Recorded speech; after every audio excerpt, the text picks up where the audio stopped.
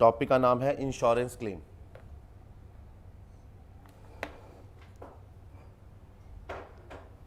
Insurance claim. अब पहले concept बताता हूँ, सीएम में सी एंटर दोनों में है ये, पहले कंसेप्ट समझो उसके बाद मैं आपको प्रॉपर बताता हूँ। इंश्योरेंस क्लेम का मतलब क्या है? अगर मैं आपसे पूछूं इंश्योरेंस, पहले आपने ये टर्म सुना होगा जरूर। इंश्योरेंस दो तरह से कवर होती है, पता है आपको? जनरल इंश्योरेंस और लाइफ इंश्योरेंस। इंडिया में इंश्योरेंस को दो हिस्सों में बांटा गया है, जनरल इंश्योरेंस और लाइफ इंश्योरेंस। मतलब अंतर क्या है समझो, अगर आप इंश्योरेंस कंपनी को प्रीमियम पे करते हो और वो आपकी लाइफ को सिक्योर कर दे तो वो क्या कहलाएगी? Life insurance. और अगर आप उनको लाइफ के बिहाफ पर, लाइफ को छोड़ के बाकी किसी भी चीज का प्रीमियम देते हो तो वो जनरल इंश्योरेंस है। मतलब अगर आप लाइफ सिक्योर कराओगे तो लाइफ इंश्योरेंस, लाइफ को छोड़ के बाकी कोई भी चीज कराऊंगा तो बता जनरल इंश्योरेंस। अंतर बता। जैसे फॉर एग्जांपल अगर मैं एक्सीडेंटल इंश्योरेंस कराऊं कि अगर मेरा एक्सीडेंट हो जाए, चोट लग जाए, पैसे मिलने चाहिए, कौन सी इंश्योरेंस हो गई?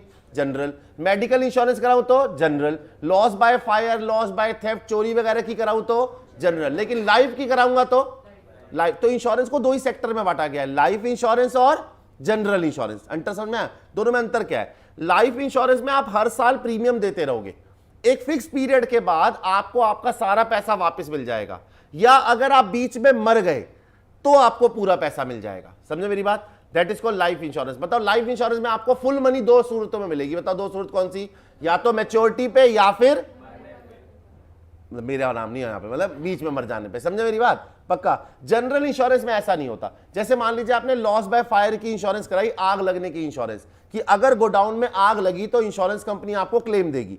आपने 50,000 प्रीमियम जमा कराया और 5 लाख रुपए की इंश्योरेंस ले ली कि मेरे गोडाउन में अगर 5 लाख रुपए तक का माल जला तो इंश्योरेंस कंपनी आपको पैसा देगी। उसके लिए आपने 50,000 प्रीमियम जमा करा दिया पॉलिसी का।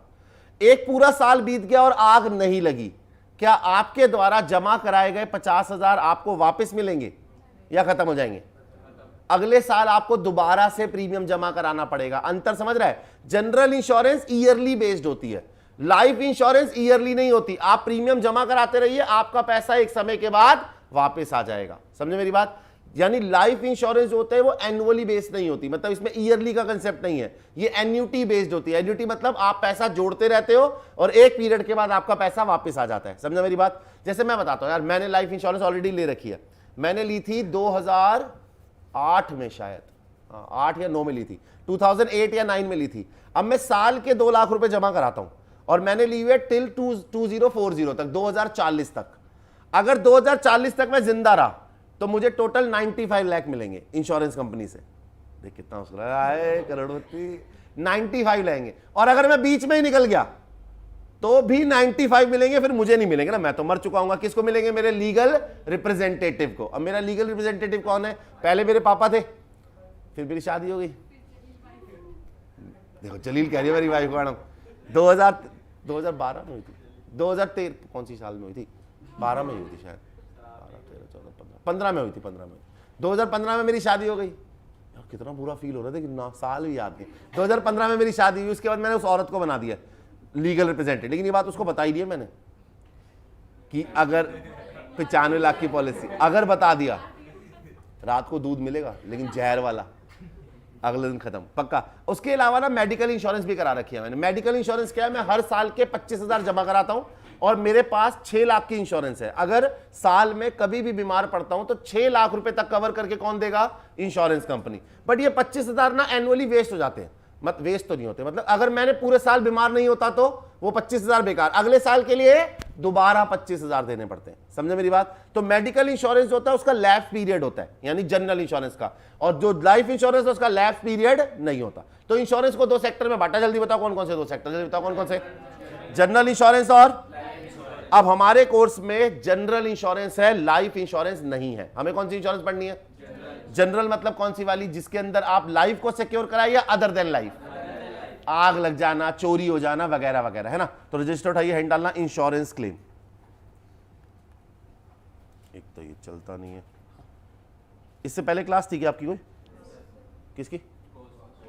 कॉस्ट की। ये पेन चल रहा था?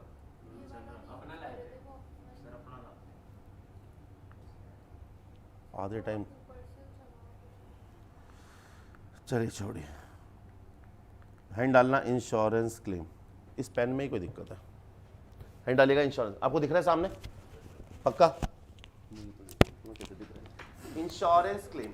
जल्दी बताओ, इंश्योरेंस दो सेक्टर में बटा हुआ है, जल्दी बताओ दो सेक्टर कौन कौन से? जनरल और लाइफ। हमारे कोर्स में कौन सा वाला है? Life insurance, life. दो सेक्टर बटे हुए, जल्दी बताओ दो सेक्टर कौन कौन से? जल्दी आएगा। आपने हैंड डाली इंश्योरेंस क्लेम, हैंड डालना सेक्टर्स। इंश्योरेंस कंपनीज दो सेक्टर में बटी हुई है, ध्यान से देखना। दो सेक्टर कौन कौन से? जल्दी बताओ फटाफट, रट्टा नहीं। दो सेक्टर कौन कौन से बताना? लाइफ इंश्योरेंस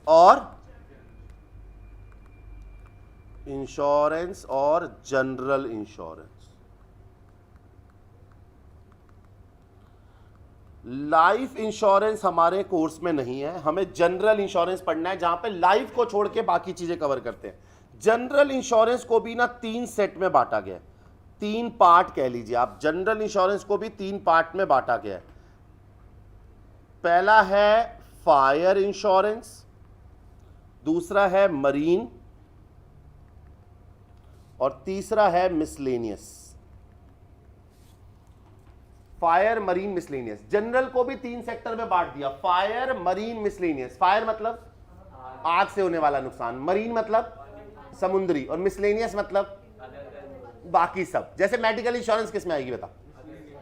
और आप जो बाइक की इंश्योरेंस कराते हो, कार वगैरह की इंश्योरेंस, सब फोन की इंश्योरेंस भी हो रही है आजकल, तो वो सब किस में है? मतलब 3 सेक्टर बना दिया, फायर, मरीन और मिसलेनियस। हमारे कोर्स में बस फायर है। मतलब आपको क्या पढ़ना है? इंश्योरेंस का लाइफ सेक्टर नहीं पढ़ना। कौन सा पढ़ना है? General insurance. और जनरल का भी कौन सा वाला? सिर्फ लॉस बाय फायर, बस। आपको और पढ़ना ही नहीं, सिर्फ बताओ कौन सा वाला पढ़ना है हमें? Loss by fire. तो हमारे कोर्स में है, हेडिंग डालना लॉस बाय फायर, आग से होने वाला नुकसान।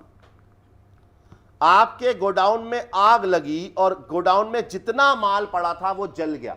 आपने इंश्योरेंस पॉलिसी ले रखी थी, तो इंश्योरेंस कंपनी आपको उस लॉस के बदले क्या पे करेगी? क्लेम देगी। ऑब्वियस सी बात है ना? तो लॉस बाय फायर कवर है हमारे कोर्स में, ना ही मरीन ना ही मिसलेनियस। ठीक है जी। लॉस बाय फायर में पता है आपको, लॉस 2 प्रकार का हो सकता है। मैं बताता हूं 2 प्रकार का कैसे। हेड डालिएगा, लॉस 2 प्रकार का है। पहले लॉस का नाम है loss of stock. Loss of stock, आप इसको टॉपिक भी समझ सकते हैं कि ये 2 टॉपिक्स है हमारे, loss of stock, loss of profit. ये 2 टॉपिक्स पढ़ने हैं हमें। पहला लॉस ऑफ स्टॉक, दूसरा लॉस ऑफ प्रॉफिट। यानी आग लगने से 2 तरह के लॉस हो सकते हैं, या तो माल जलेगा या फिर प्रॉफिट का नुकसान होगा। मैं क्या कहना चाह रहा हूं, अब नोट मत करना, यहां तक करा, नोट मत करना, सामने देखो। मान लीजिए एक साल शुरू हुआ 1 अप्रैल 2019। बताना ये साल खत्म कब होगा? बोलो ना यार, 31 मार्च 2020 में, है ना जी। अब मान लीजिए इस साल में एक पर्टिकुलर डेट पे आग लग गई। मान लीजिए साल में आग लगी 1 अगस्त 2019। इस दिन गोडाउन में आग लग गई। आप मुझे बताओ, 1 अगस्त को आग लगने से गोडाउन में जितना माल पड़ा होगा वो सारा जल जाएगा? जितना भी स्टॉक पड़ा था जल गया। मुझे बता, इस दिन गोडाउन में जो स्टॉक था उसमें आग लग गई और ये स्टॉक जल गया। आपने इंश्योरेंस पॉलिसी ले रखी थी, तो आप इंश्योरेंस कंपनी के पास जाके क्या बोलोगे? जी मेरा माल जल गया, आप मुझे इस माल के बदले क्या दे दीजिए? क्लेम दे दीजिए। बताओ आपको नुकसान किस चीज का हुआ है? स्टॉक के जलने का। ये क्या कहलाएगा बताइए? आपका लॉस ऑफ स्टॉक। पक्का जी। दूसरी कहानी सुन।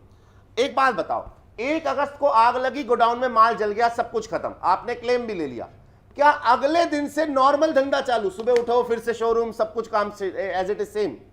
बताओ, क्या आग लगने से आगे आने वाले पीरियड पे भी तो फर्क पड़ेगा?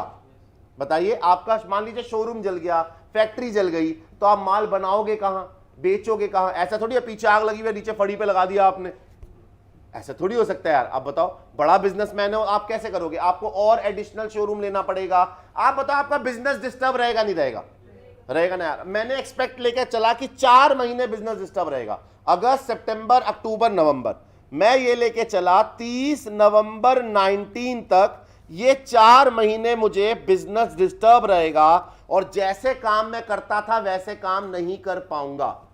समझदार हो तो बताना। इन 4 महीनों के दौरान जैसा मेरा प्रॉफिट होता था वैसा नहीं हो पाएगा, कम होगा, है ना। आप मुझे बताओ, ये जो 4 महीने हैं ये है डिस्टर्बिंग पीरियड। क्या इस 4 महीने में वैसी सेल कर पाओगे जैसी करते थे या कम सेल होगी? बताओ, ओरिजिनल सेल या शॉर्ट सेल? क्या प्रॉफिट उतना ही होगा जितना पहले होता था या प्रॉफिट में भी कमी आएगी? इसको बोलते हैं loss of profit. Insurance company आपको इसका भी क्लेम दे सकती है। मतलब मैं 2 पॉलिसी ले सकता हूं। बता 2 पॉलिसी किसकी? एक आग लगने की वजह से नुकसान और दूसरा प्रॉफिट पे होने वाला नुकसान। समझे मेरी बात? तो 2 तरह की पॉलिसी होगी। बताओ कौन कौन सी? लॉस ऑफ स्टॉक और दूसरी लॉस ऑफ। अंतर समझ में आया ना? लॉस ऑफ स्टॉक में बताओ किस चीज का क्लेम मिलेगा? जो आग लगने से स्टॉक जल गया। लॉस ऑफ प्रॉफिट में किसका क्लेम मिलेगा? बताओ, जो आग लगने के बाद का पीरियड डिस्टर्ब है उसका क्लेम मिलेगा। समझे मेरी बात? तो 2 तरह की पॉलिसीज कवर है हमारे पास। बताओ कौन कौन सी? लॉस ऑफ स्टॉक और ये 2 अलग अलग टॉपिक समझ के चले। पहले लॉस ऑफ स्टॉक में चले। हेडिंग डालिएगा topic number 1 loss of stock. रट्टा नहीं यार, लॉजिक से चलना। हेडिंग डालिएगा topic number 1 loss of stock.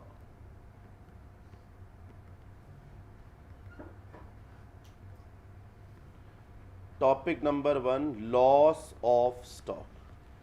अब लॉस ऑफ स्टॉक का पहले मतलब बताइए। आपके गोडाउन में आग लगी और जिस दिन आपके गोडाउन में माल पड़ा था आग लगने की वजह से जल गया, है ना? आप लोग नोट मत करना, बस एक सामने देखिए प्लीज। मान लीजिए एक साल शुरू हुआ 1 अप्रैल 2017 से 31 मार्च 2018। 31 मार्च 2018 है ना जी? अब ये मेरा साल था, है ना? अगला साल कौन सा होगा बताना। वैसे नेक्स्ट ईयर कौन सा होगा? 1/4/2018 से 31/3/19 है ना? अब मान लीजिए 1 अप्रैल 18 से 19 वाला मेरा करंट ईयर है। जो 17-18 था वो पिछला साल था। ये मेरा करंट ईयर है। इस साल आग लगी, कोई भी डेट देख लो, जैसे फॉर एग्जांपल 1 जुलाई 18 को। इस दिन गोडाउन में आग लगी और जितना माल पड़ा था वो जल गया। अब आप इंश्योरेंस कंपनी के पास गए और बोला हमें क्लेम दीजिए। इंश्योरेंस कंपनी ने बोला ठीक है हम आपको क्लेम देते हैं, पहले ये बताओ आपको लॉस कितना हुआ है। आप बताओ, मेरे गोडाउन में जो माल पड़ा था वो तो जल गया। जले हुए माल को मैं कैलकुलेट तो कर नहीं सकता, अस्थियां देख के थोड़ी बताऊंगा बंदा सुंदर था या कैसा था।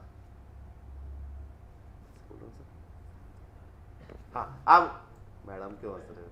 आप मुझे बताओ ना, जो राख हो चुका उससे कैसे पता लगेगा यार माल कितना था? माल तो माल के समय माल गुड्स की बात कर रहा हूं मैं। लौंडा बड़ा खराब है। मैं गुड्स की बात कर रहा हूं, गुड्स की। आप मुझे बताइए, माल मुझे पता करना है तो उसके लिए उस समय का पता करना पड़ेगा ना। आप बताओ 1 जुलाई को आग लग गई, अब स्टॉक तो पता ही नहीं। आप मुझे बताओ 1 जुलाई का स्टॉक कैसे पता करूं? अगर मेरे पास इन्वेंट्री का डाटा है, कितना माल आया, कितना माल गया, वगैरह वगैरह, तो शायद पता कर सकता हूं। मान लें इन्वेंट्री का डाटा नहीं है, इन्वेंट्री का रजिस्टर नहीं है, तो 1 जुलाई को जो आग लगी उसका स्टॉक कितना जला कैसे पता करूं? कोई तरीका है? सोचो, 1 जुलाई को जो आग लगी उस दिन स्टॉक कितना था गोडाउन में, ये पता कर सकता हूं? कोई तरीका है? सर जी बताओ,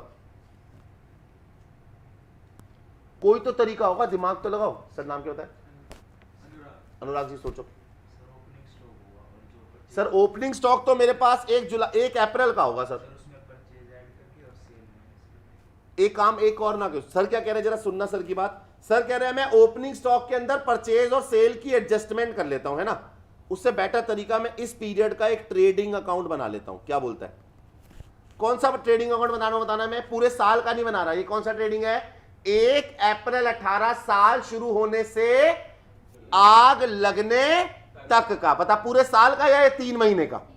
इस 3 महीने का बता। अगर मैं ट्रेडिंग बनाऊं, बताइए ट्रेडिंग कैसे बनता है, जल्दी बता। ट्रेडिंग आता है ना, 11th में पढ़ा था, याद है ना? मुझे बता ट्रेडिंग में सबसे पहले क्या आएगा? Opening stock. बताओ क्या मैं ये स्टॉक पता कर सकता हूं, हाँ या ना? बताओ कैसे कैसे? 1 अप्रैल 18 का ही तो चाहिए, पिछले साल वाला क्लोजिंग, इस साल का ओपनिंग। क्या इसके अंदर मैं 2 परचेजेस ये पता कर सकता हूं? जल्दी बताओ।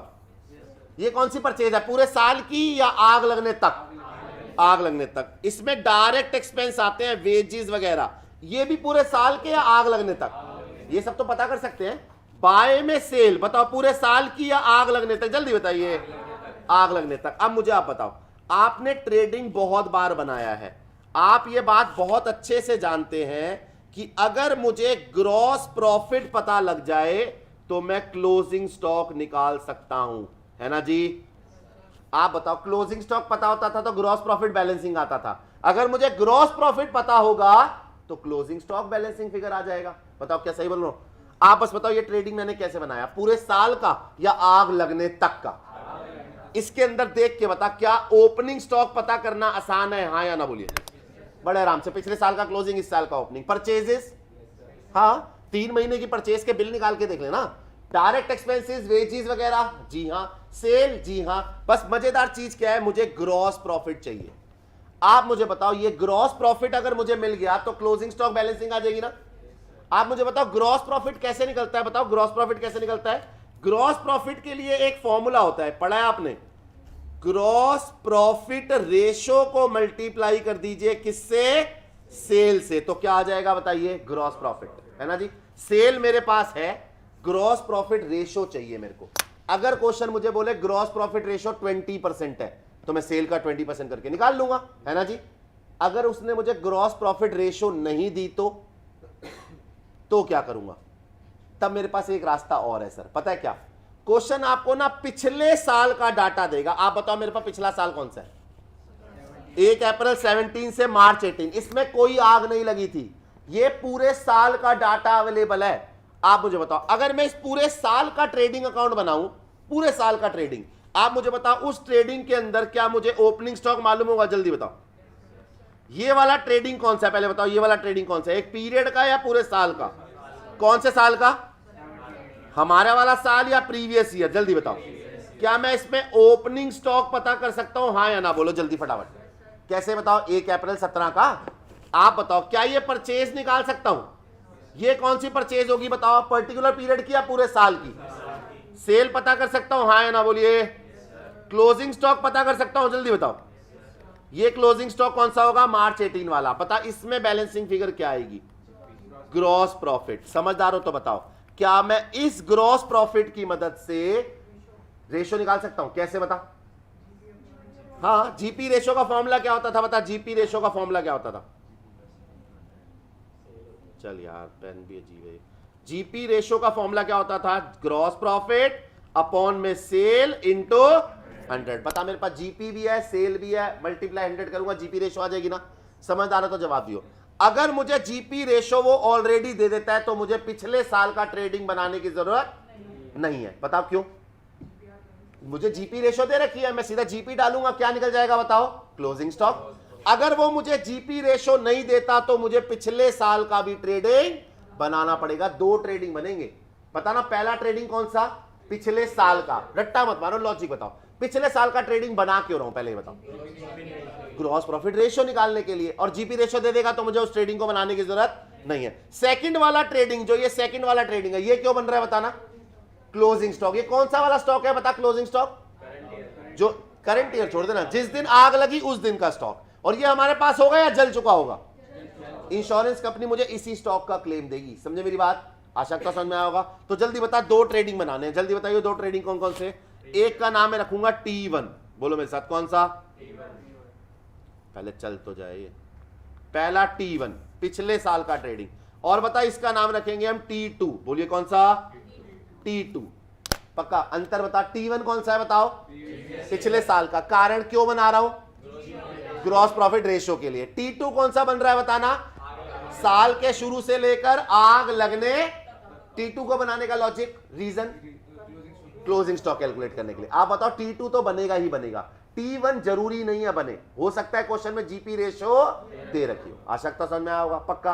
अब एक बात सुनो, आप मुझे बताओ, आप जो ये T2 में क्लोजिंग स्टॉक निकाल रहे हो, इतना स्टॉक गोडाउन में था जो जल गया, है ना सर?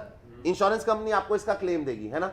आप मुझे बताओ, क्या ये जो स्टॉक आपके T2 में आया है, क्या ये एक्चुअल स्टॉक है या एस्टिमेटेड?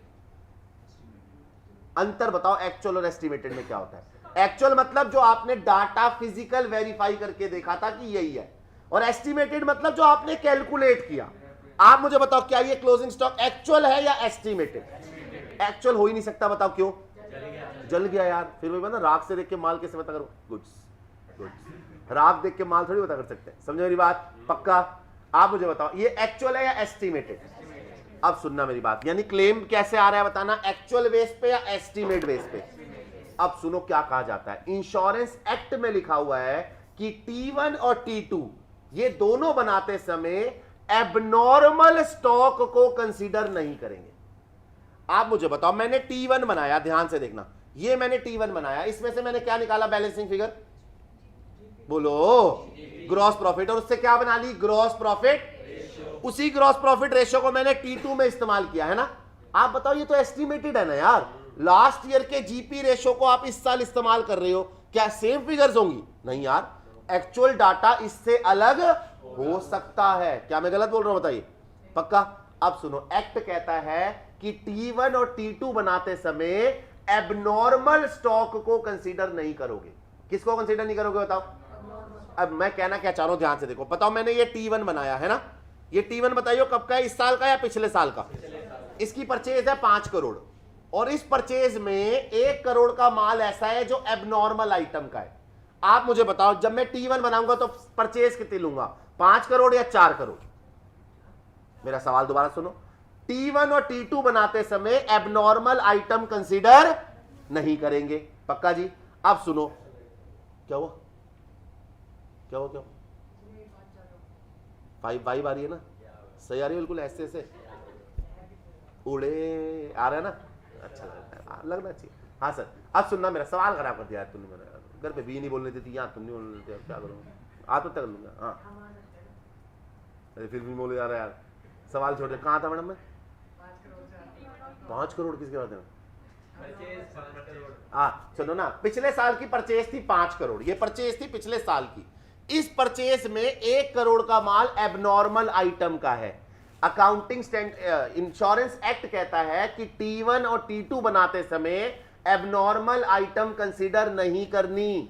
बताओ मैं परचेज कितनी लूंगा, 5 करोड़ या 4 करोड़, पक्का मुझे बताओ क्यों 1 करोड़ मैंने क्यों हटा दिया, एबनॉर्मल आइटम कंसीडर नहीं करनी। सर बताओ एबनॉर्मल आइटम आपके हिसाब से क्या होगी, नाम बता पहले।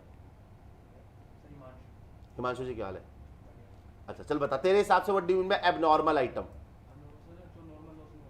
जो सर मैं एबनॉर्मल लॉस की बात नहीं कर रहा हूं, मैं एबनॉर्मल स्टॉक की बात कर रहा हूं। हाँ क्या होता है एबनॉर्मल स्टॉक, बहुत बढ़िया।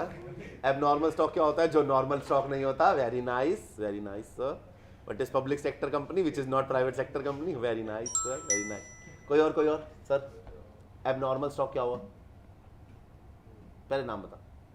लाल जी क्या हाल है, थोड़ा कोशिश तो करना यार, 1-to-1 कम्युनिकेशन नहीं होगा, मजा नहीं आएगा।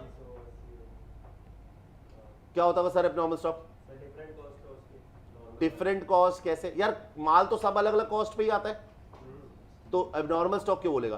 तुझे एक माल मिला 70 के हिसाब से, इन्फ्लेशन हो गया और वो माल 90 का हो गया, कॉस्ट दोनों अलग अलग है, तो क्या वो एबनॉर्मल हो गया। जो पेट्रोल 70 रुपए का बिकता था 100 का मिल रहा है, क्या एबनॉर्मल है वो, जी बहुत एबनॉर्मल है वो। हाँ थोड़े दिन बाद तो चेन देके डलवाना पड़ेगा, बीवी का मंगलसूत्र प्लीज 5 लीटर पेट्रोल डाल दीजिए। हाँ बताओ ना एबनॉर्मल स्टॉक का मतलब। हाँ मैडम, यार 1-to-1 कम्युनिकेशन नहीं करोगे मजा नहीं आएगा, लॉजिक सोचो ना, रट्टा थोड़ी मरवा रहा हूं यार मैं। आप बताओ मतलब ऐसा कौन करता है यार, ऐसा कौन करता है, सर्फ एक्सेल के साथ टिकिया फ्री। नहीं सर नहीं। हाँ मैडम कुछ कह रही थी आप।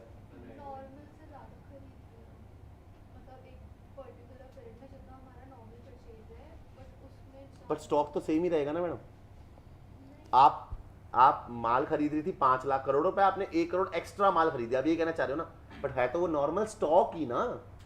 परचेज ज्यादा कर लिया इसका मतलब क्या वो चीज एबनॉर्मल हो जाएगी, बताओ खुद सोचो ना आप अपना सवाल। आपने कोई चीज ज्यादा खरीद ली तो वो एबनॉर्मल है। आप लेने गई थी 1 पिज्जा, उसने बोला आज 101 चल रहा है, ठीक है, आपने बोला अच्छा 101 चल रहा है, तो आप बोलो आप मुझे दूसरा भी दे दो, आप दूसरा भी ले, तो दूसरा वाला एबनॉर्मल है, खाना मत, अपने आप उड़ जाएगा। चीज थोड़ी एबनॉर्मल हो जाती है, पता है आपको, मैं बताता हूं अंतर क्या होता है। एबनॉर्मल स्टॉक का मतलब क्या होता है, जरा सुनो, रट्टा नहीं। एबनॉर्मल स्टॉक मतलब जो नॉर्मल नेचर का ना हो। नेचर मतलब क्या चीज, यहां पर मान लीजिए मेरा काम है गारमेंट स्टोर का, मैं कपड़े बनाकर बेचता हूं। अगर कपड़े बनाकर बेचता हूं तो मेरे पास रॉ मटेरियल क्या होगा बताना, फैब्रिक यानी कपड़ा, और फिनिश गुड्स क्या होगा यानी जो रेडीमेड सूट तैयार हो गए, है ना। अब मेरा काम है ये कपड़ा बनाकर बेचने का। अगर मेरे गोडाउन में स्टील के बर्तन का स्टॉक पड़ा है, अब बताओ ये क्यों, बताओ बर्तन कोई एबनॉर्मल होते हैं? नहीं होते, लेकिन मेरे लिए तो एबनॉर्मल है ना, है ना। अगर किसी का बर्तन का काम है उसके लिए कपड़ा एबनॉर्मल है, समझे मेरी बात। जिस प्रोडक्ट में आप डील करते हो उसके अलावा अगर कोई प्रोडक्ट है तो वो क्या है, एबनॉर्मल नेचर का, समझे मेरी बात। जैसे दूसरे एग्जांपल समझाता हूं। फॉर एग्जांपल मान लीजिए मेरा गारमेंट स्टोर है, मैं कपड़ा लेता हूं मार्केट से, उससे शर्ट पैंट्स बनाता हूं और मार्केट में बेचता हूं, जैसे रेमंड्स काम करता है, सूट्स शर्ट्स वगैरह, है ना। बट रेमंड जो होगा वो आपने देखा होगा, रेमंड जो काम करता है वो सिर्फ मेंस वेयर बनाता है, रेमंड्स के वीमेंस वेयर नहीं आते कोई भी। वो जो भी कोट और पैंट्स बनाते हैं वो सब लड़कों के लिए बनाते हैं, लेडीज के लिए नहीं होता, पक्का। मान लीजिए सर की कोई कंपनी है, सर नाम अबे तेरा नाम जलील आदमी अभी कहता अंबानी का छोटा भाई, हाँ सर नाम प्रांजल, अच्छा नाम चाहता हूँ प्रांजल। मान लीजिए प्रांजल की कोई कंपनी है, लेकिन ये वुमेन्स वेयर बना के बेचता है, ये मार्केट से खरीदता है कपड़े, बनाता नहीं है, इसका काम वो है ट्रेडिंग का, खरीदता है और बेच देता है अपने शोरूम में, ठीक है जी। ये मेरे पास आया, कह रहा सर आप मुझे 1 लाख गर्ल्स ट्राउजर्स बना दोगे। मैंने कहा बेटा यार मैं तो बनाता नहीं, मेरा तो मेंस ट्राउजर बनती है। कह रहा सर क्या होगा, सब कुछ तो सेम ही है, मेंस वुमेन ट्राउजर बना दीजिए 1 लाख पीस। यार ऑर्डर बहुत बड़ा था, मैंने कहा ठीक है यार बना देता हूं। मैंने 1 लाख वुमेन ट्राउजर बनाकर पैक वैक करके गोडाउन में रखी। मैंने इसको फोन किया, हेलो प्रांजल तेरा माल तैयार है, आ जा, गुड्स तेरा गुड्स तैयार है, आके ले जा। इसने बोला हेलो आवाज नहीं आ रही, हेलो आवाज नहीं आ रही, फोन काट दिया। इसने माल उठाने आया ही नहीं। अब वो 1 लाख की 1 लाख ट्राउजर मेरे गोडाउन में पड़ी हुई है। आप मुझे बताओ, अगर देखा जाए तो ये कपड़े का ही माल है, लेकिन मैं इस प्रोडक्ट में डील नहीं करता। आप बताओ ये मेरे लिए नॉर्मल स्टॉक या एबनॉर्मल स्टॉक? कारण बताओ क्यों? यार मैं इसको अपने शोरूम में लाके बेच ही नहीं सकता ना, मेरे शोरूम में बिकता है मेंस वेयर है, उसके अंदर मैं वुमेन्स वेयर कैसे डाल दूंगा? आप बताइए। तो बताओ ये स्टॉक वैसे नॉर्मल है, बट मेरे लिए देखा जाए तो इसका नेचर क्या है, नॉर्मल या एबनॉर्मल? तो देखिए उससे मैं कंसीडर नहीं करूंगा। तो बताओ अब क्या कहता है इंश्योरेंस एक्ट, बताओ क्या कहता है कि T1 और T2 बनाते समय एबनॉर्मल स्टॉक को कंसीडर। अब समझदार हो तो जवाब देना। मैंने T1 बनाया, बताओ T1 से क्या निकाला, जल्दी बताओ। उससे जीपी रेशियो बना ली। इसका इस्तेमाल कहां पर होगा? T2 में। मैंने T2 बनाया, T2 में से क्या निकाला बताना? Closing stock. समझदार हो तो जवाब देना। ये क्लोजिंग स्टॉक नॉर्मल नेचर का होगा या एबनॉर्मल नेचर का? जो ये क्लोजिंग स्टॉक बैलेंस निकला, रट्टा मत मारो, लॉजिक से बताओ।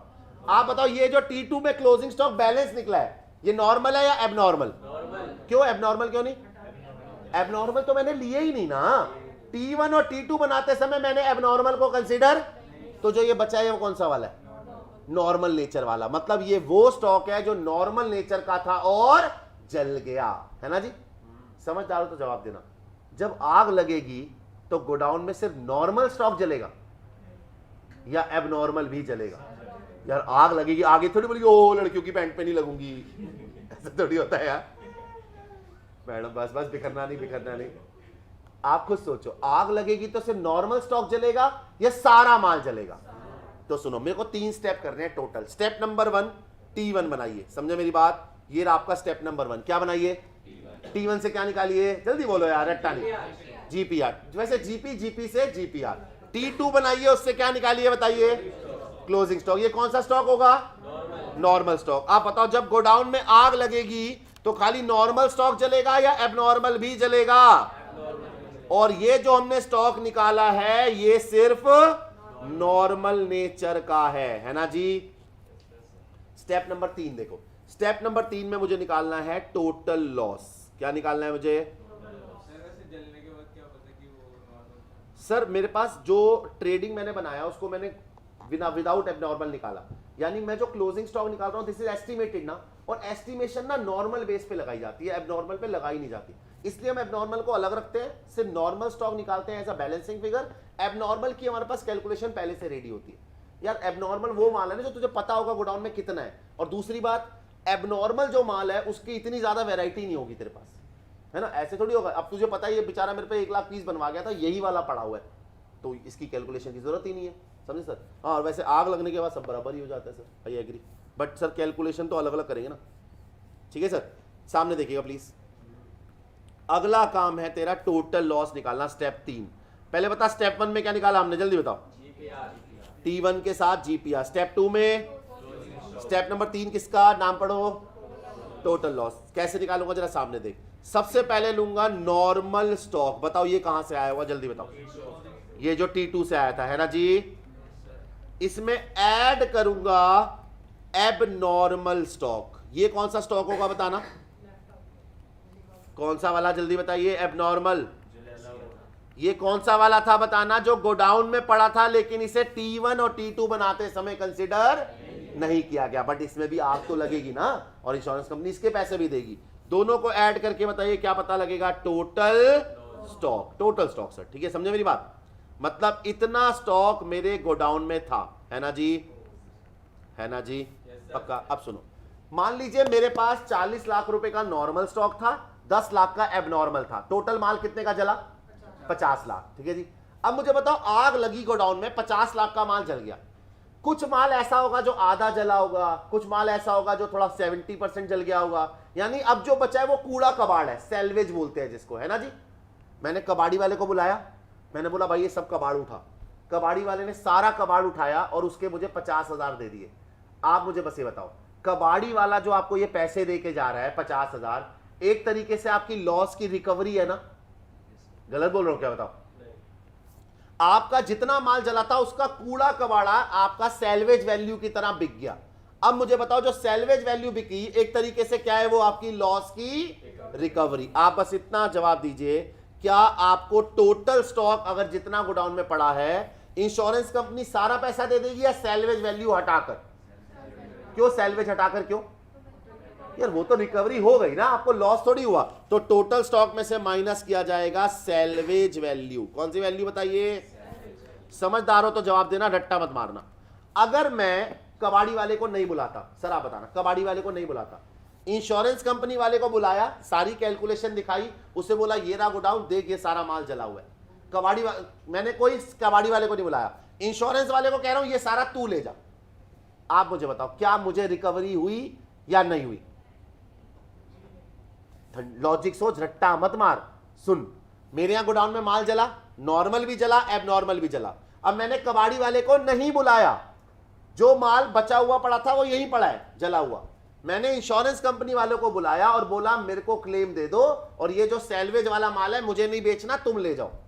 आप बस मुझे इतना बताओ, क्या रिकवरी आपको हुई है, हां या नहीं? क्या तुझे रिकवरी हुई है? तो क्या इंश्योरेंस कंपनी तुम्हें पूरे पैसे देगी ना, उसका सेल्वेज से कोई लेना देना?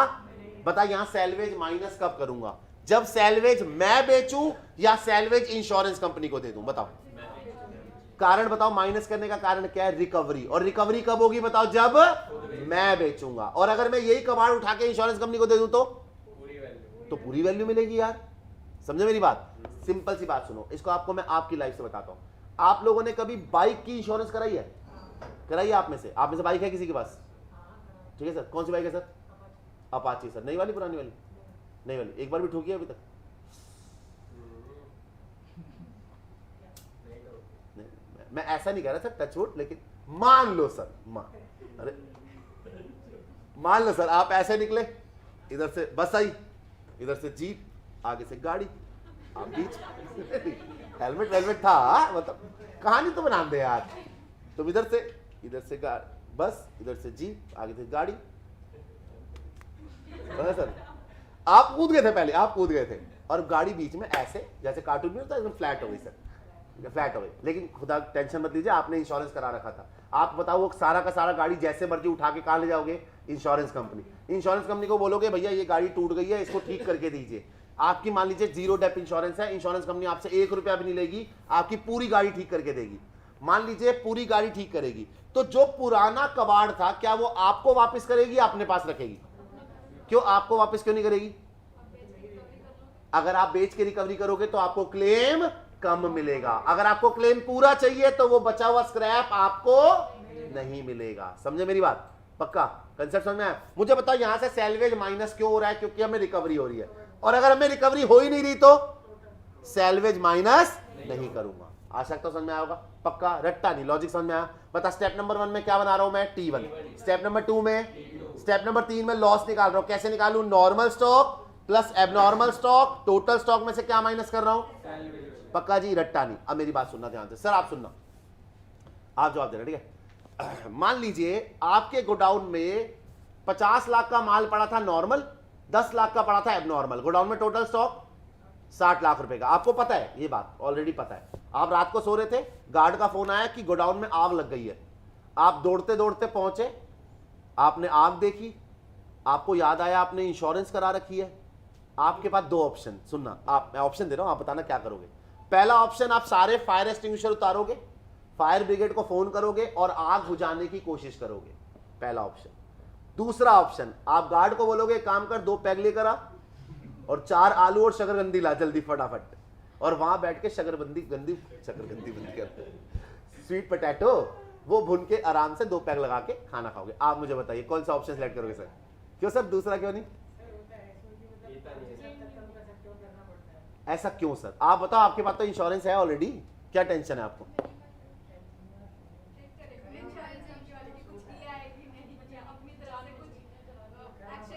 अच्छा मुझे बताओ सर, मान लीजिए सर कहना चाह रहे हैं कि अगर मैंने ऐसा नहीं किया तो मेरा क्लेम रिजेक्ट हो जाएगा, है ना? मान लीजिए तुम ऐसा कर ही नहीं पा रहे, एक्सटिंग्विशर अंदर ही है और फायर ब्रिगेड को फोन करोगे तो हिंदुस्तान में तो पता ही कब आती है, राख होने के बाद। आप बस मुझे इतना बताओ, आप क्या करना चाहिए आपको? आग बुझाने की कोशिश करनी चाहिए या नहीं? कह रहा करनी तो चाहिए, पर आप बस मुझे इतना बताओ, आग बुझाकर भला किसका करेगा तू? तेरा या इंश्योरेंस कंपनी का? सोच के जवाब दियो। सर हमारा भी होगा। कैसे सर? जो आगे के पीरियड में प्रॉफिट में लॉस होगा, मेरे पास दोनों पॉलिसी है, तू टेंशन क्यों ले रहा है? सब पॉलिसी है सर मेरे पास। आग बुझा के भला किसका कर रहे हो तुम, ये बस ये बताओ। आपने फायर एक्सटिंग्विशर उतारे और आग बुझाने की कोशिश करी और जल्दी से जल्दी, भला किसका होगा? तुम्हारा नहीं होगा, इंश्योरेंस कंपनी को होगा। बताओ क्यों? जितना लॉस कम होगा उतना क्लेम भी कम देना पड़ेगा। क्या मैं सही बोल रहा हूं? पक्का? आप समझदार तो बताइए, ये फायर एक्सटिंग्विशर तेरे इंश्योरेंस कंपनी ने आके लगवाए थे या तुमने खुद लगवाए थे? तो इसको बुझाकर जो तुमने इसका इस्तेमाल करा है, इसके पैसे तुम्हें किससे मांगने चाहिए? पक्का मेरी बात समझ में आई? पता है आपको, इसमें एक चीज और ऐड करेंगे। क्या ऐड करेंगे जरा प्लीज सामने देखना। मैं ऐड करूंगा फायर फाइटिंग एक्सपेंस। पहले बताइए क्या होते हैं? शॉर्ट फॉर्म में इसको FFE बोलता हूं मैं। क्या होते हैं जल्दी बताओ? आग बुझाने के खर्चे। लॉजिक बताना, मैंने इसे ऐड क्यों करा, जल्दी बताओ ऐड क्यों करा? क्योंकि मैं ये इंश्योरेंस कंपनी से लूंगा ना यार। आग बुझा के मैंने भला किसका करा है? उन्हीं का तो करा है। This is called total loss. इतने का टोटल लॉस हुआ। समझे मेरी बात? टोटल 3 स्टेप बनाए मैंने यार, रट्टा मत मारो, लॉजिक से बताओ। स्टेप नंबर 1 T1, जिसमें से मैंने क्या निकाला? जीपी और जीपी रेशो। आप बताओ, अगर मुझे क्वेश्चन में जीपी रेशो दे रखी है तो T1 बनाने की जरूरत नहीं है। स्टेप नंबर 2 T2, उसमें से क्या निकाला मैंने? Closing stock. T1 और T2 बनाते समय एबनॉर्मल को ध्यान, तो जो क्लोजिंग स्टॉक निकला है वो कौन सा वाला होगा? स्टेप नंबर 3 क्या निकालूंगा बताओ? इसमें टोटल लॉस। कैसे लूंगा बता? सबसे पहले नॉर्मल स्टॉक लूंगा, ये कौन सा वाला है? जो T2 से निकला था। उसमें ऐड करूंगा एबनॉर्मल। यार एबनॉर्मल तो मना करा था, ऐड क्यों कर रहे हो यार? आग तो लगी है ना उसमें भी। पक्का जी, टोटल स्टॉक। उसमें से माइनस क्या करूंगा बताओ? सैल्वेज में तभी माइनस करूंगा जब इसकी रिकवरी खुद हो। पक्का? अगर ये इंश्योरेंस कंपनी को दे दिया होगा तो माइनस, और ऐड करूंगा FFE, फायर फाइटिंग एक्सपेंस, मतलब आग बुझाने के खर्चे। आशा करता हूं समझ में आएगा। जी सर। सर उसके लिए आपको पॉलिसी अलग लेनी पड़ेगी ना। मैंने पॉलिसी लिया लॉस ऑफ स्टॉक। अगर मैं इसके अलावा अदर पॉलिसी भी लेता तो उसका क्लेम अलग से। यहां पे सिर्फ स्टॉक की है। और एक बात बता, तेरे गोडाउन में फर्नीचर कर क्या रहा है? ओ, पैक बना के बैठने के लिए। Okay sir, got it. चले, शर्म नहीं आती। चले मेरी बात? पक्का? स्टेप समझ में आया? जल्दी बताइए। पक्का? T1 T2 आपको ये नोट नहीं करना, मेरी बुक में ये सब कुछ ऑलरेडी कवर है। मैं दिखाता हूं आपको। क्या आपको मेरी बुक मिल चुकी है? यस सर या नहीं सर?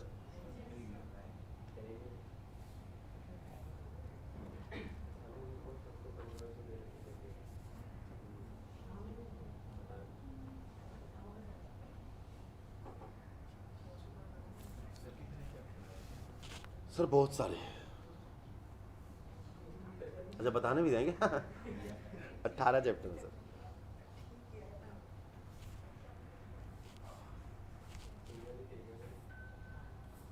सामने देखिए, ये मेरी बुक कवर है, मैंने इसमें सब कुछ डाला हुआ है, इंश्योरेंस कवर। टॉपिक नंबर 1 देखो, loss of stock by fire. Topic number 2 देखिए, loss of stock by, loss of profit by fire, है ना जी। जरा नीचे देखिएगा, पहले लॉस ऑफ स्टॉक देख, सामने देखिए स्क्रीन पे, सबसे पहले पढ़ना। लॉस ऑफ स्टॉक के लिए मैंने स्टेप नंबर 1 में बनाया है ट्रेडिंग अकाउंट। जल्दी बताओ ये कौन सा वाला ट्रेडिंग होगा, जल्दी बताइए कौन सा वाला। T1 मतलब कौन से साल का, पिछले साल का, है ना जी। इसमें से क्या निकलेगा बता, ग्रॉस प्रॉफिट, और उसकी मदद से मैं क्या निकाल लूंगा, जीपी रेशो। नेट नोट पढ़ते हैं बाद में। T2 बताना ये कौन सा होगा, साल शुरू होने से लेकर आग लगने तक का, बिल्कुल सही जवाब। इसमें से क्या निकलेगा बताना, क्लोजिंग स्टॉक। स्टेप नंबर 3 जरा देख नीचे ध्यान से, सबसे पहले मैंने क्या लिया इसमें, नॉर्मल स्टॉक, ऐड क्या करा, एबनॉर्मल स्टॉक, टोटल स्टॉक आ गया, माइनस क्या करा, सैल्वेज वैल्यू, ऐड क्या करा, फायर फाइटिंग, क्या आ गया मेरा बताइए, टोटल लॉस। सब कुछ ऑलरेडी इसमें कवर है, जितनी बातें मैंने आपको समझाई नोट्स में लिखी हुई हैं। मेरे साथ शुरू करिए एग्जाम्पल नंबर 1, जरा ध्यान से पढ़ना प्लीज, पढ़ू पढ़ना। अ fire occurred in the premises of अग्नि, किसी अग्नि के यहां आग लगी, नाम ही अग्नि है भाई का, आखिर आग लगनी ही है, किसी अग्नि के यहां आग लगी। तारीख देखना जरा, 25 अगस्त 1997 को आग लगी। When the large part of stock was destroyed, आग लगने से काफी हद तक स्टॉक जल गया। सैल्वेज वॉज 15,000, आगे नहीं लिखा कुछ भी, तो बताओ क्या मानेंगे, सैल्वेज हमने बेची या इंश्योरेंस कंपनी को दी, हमने बेची, रिकवरी हमें हुई है, माइनस करूंगा नहीं करूंगा, कहां से, स्टेप नंबर 1 से, 1 आगे पढ़ते हैं। अग्नि give you the following information for the period 1 जनवरी से 25 अगस्त, रट्टा मत मारो, बताइए कौन सा पीरियड दे रखा है, ये दे रखा है साल शुरू होने से आग लगने T1 की जानकारी, बोलो ना यार, T2 की, पढ़ना जरा। परचेज दे रखी है 85,000, सेल दे रखी है 90,000, प्लीज ये लाइन पढ़ना। Goods costing 5,000 were taken by अग्नि फॉर पर्सनल यूज, ये क्या यार, ड्रॉइंग्स, क्या करते हैं सर इसका, कहां से, बिल्कुल सही जवाब। अगर पर्सनल यूज के लिए गुड्स विड्रॉ करते हैं तो उसे परचेज में से, परचेज 85,000 की जगह कितनी हो जाएगी, जल्दी बताइए, बिल्कुल सही बात। Cost price of stock on January 1997, कौन सा ये, कौन सा स्टॉक है, ओपनिंग स्टॉक, T1 का क्लोजिंग कह लो या T2 का ओपनिंग, पढ़ना। Over the past few year Agni are selling the goods at a consistent gross profit margin 33.1/3%, बताओ ये क्या दे रखी है, जीपी रेशो, आप बताओ, जीपी रेशो ऑलरेडी दे रखी है, T1 बनाने की जरूरत नहीं है। सीधा शुरुआत किससे होगी बता, T1 से या T2 से, जीपी रेशो कितनी है पढ़ियो, 33 1/3%, पता है आप इसको 1/3 बोलते हैं खाली, सिर्फ 1/3, कैसे बता, नहीं सर, पता है ये मिक्स फ्रैक्शन है, 33 1/3 को खोलेगा ना तो ये हो जाएगा 100/3%, परसेंट हटाएगा तो 00 नीचे, 100/300 यानी 1/3, ठीक है जी। प्रॉफिट कितना जल्दी बताओ, 1/3 ऑफ सेल्स। चलो आगे पढ़ना। The insurance policy was ₹50,000, policy कितने के लिए, 50,000। It include the average clause, ये इसका मतलब आज बताता हूं। Agni ask you to prepare the statement of claim, Agni कह रहा है यार जरा मेरी स्टेटमेंट बना दो, कितना क्लेम बनता है मेरा, आपसे कह रहा है इंश्योरेंस कंपनी के लिए। चले आप बस मुझे इतना बताओ, क्या इसमें T1 बनेगा, T2, स्टेप नंबर 3 है ना। चले चले चले रजिस्टर उठाइए। आप में से बुक अभी किसी के पास है तो कृपया करके बुक के अंदर ऑलरेडी खांचे बने हैं, उसी में करिए। फॉर्मेट्स पेज नंबर 235 पे जाइएगा प्लीज, अगर बुक है आपके पास तो जल्दी जाओ। पेज नंबर 235,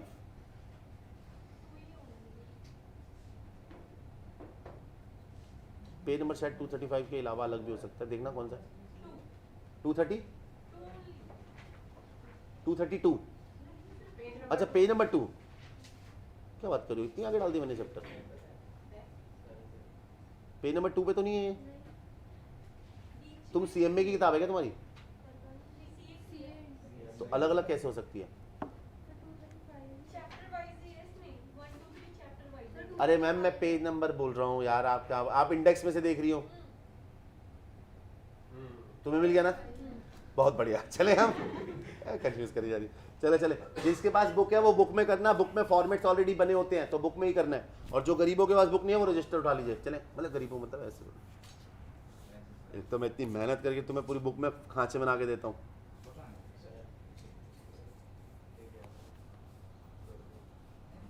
क्वेश्चन नंबर कौन सा है, जल्दी बताना।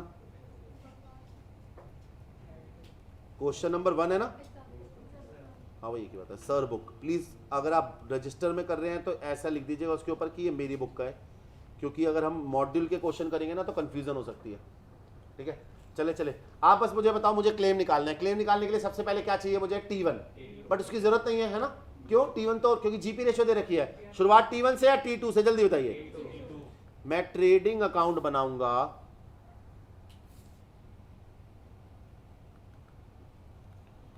डेट बताइए, 1 जनवरी 1997 से कब लगी थी यार? 25 अगस्त 97, है ना? बस मुझे बता दो ये कौन सा है, T1 या T2? बहुत बेकार पेन है यार।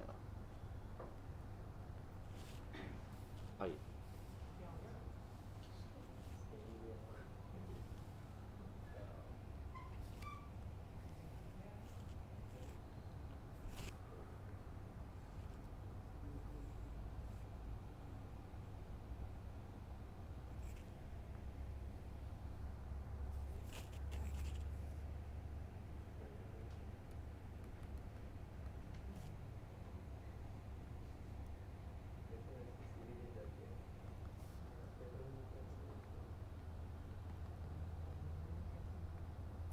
यार अजीब ही पेन है यार।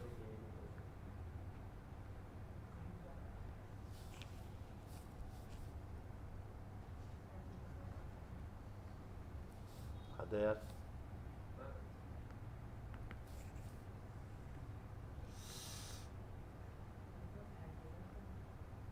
सर फेंक तो मैं भी देता अभी तक।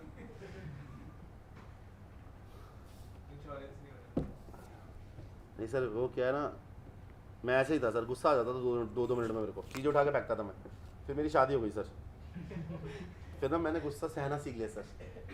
अब क्या होता है सर, अगर मैंने फेंकूंगा ना फिर उठा के सफाई भी मुझे ही करनी पड़ेगी, और जलील औरत तो करेगी नहीं। चलें सर, चलें चलें, शुरुआत बताइए। सबसे पहले देखना, जरा सामने देखना, ओपनिंग स्टॉक है हमारे पास, जल्दी बताओ कितने का सर? आइए डाल डाले sir, 2 opening stock, 2 opening stock.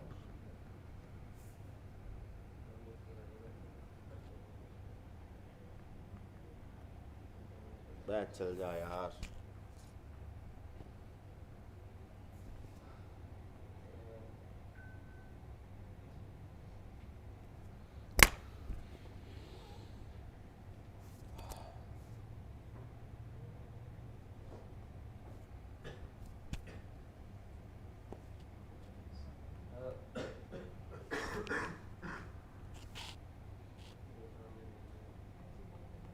Thank God, थोड़ा सा चला, चले चले चले। ओपनिंग स्टॉक है, ओपनिंग स्टॉक के बाद क्या आता है जल्दी बताइएगा? परचेजेस, है ना जी?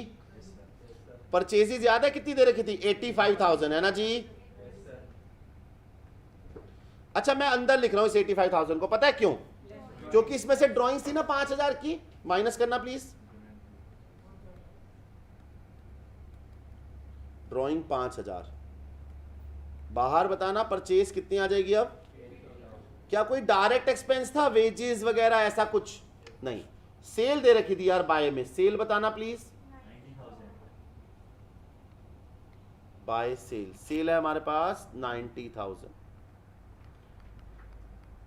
अगर 2 ग्रॉस प्रॉफिट हमें खुद पता लग जाए तो क्या हम जीपी अपना क्लोजिंग स्टॉक निकाल सकते हैं? ग्रॉस प्रॉफिट की रेशो क्या थी बताना? 1/3 ऑफ सेल, और सेल मेरी 90,000 है सर, बताना 90,000 का 1/3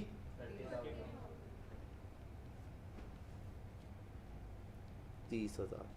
क्या आप मुझे बाय क्लोजिंग स्टॉक ब्रैकेट में बैलेंसिंग फिगर ब्रैकेट में नॉर्मल, ये बता सकते हैं कितना आएगा? 60,000। यानी गोडाउन में 60,000 का माल ऐसा था जो नॉर्मल नेचर का था और वो जल गया, है ना जी। 60,000 का माल ऐसा था जो नॉर्मल नेचर का था और जल गया। चले जी चलें, ये मेरा स्टेप नंबर 2 यानी T2 पूरा हो गया। टोटल लॉस निकालें, चलें सर, आइए ये हटा लूं, पहले बताइए एंड डालना कैलकुलेशन ऑफ टोटल लॉस।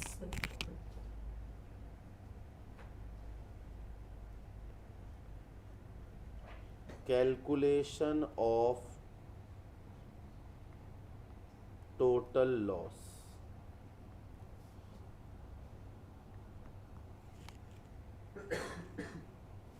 एक कॉलम पर्टिकुलर, एक column amount.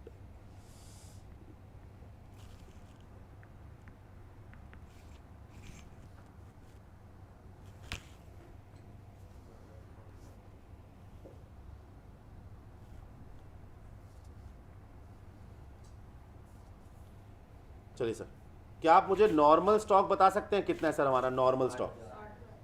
Normal stock is 60,000। ये जो हमने अभी भी T2 से निकाला है ना जी, इसमें ऐड कीजिए एबनॉर्मल स्टॉक। क्या क्वेश्चन में कोई एबनॉर्मल स्टॉक की जानकारी थी? बताइए। एबनॉर्मल स्टॉक, क्या कोई एबनॉर्मल स्टॉक की जानकारी थी? नहीं। क्या आप मुझे टोटल स्टॉक बता सकते हैं? 60,000 ही आएगा।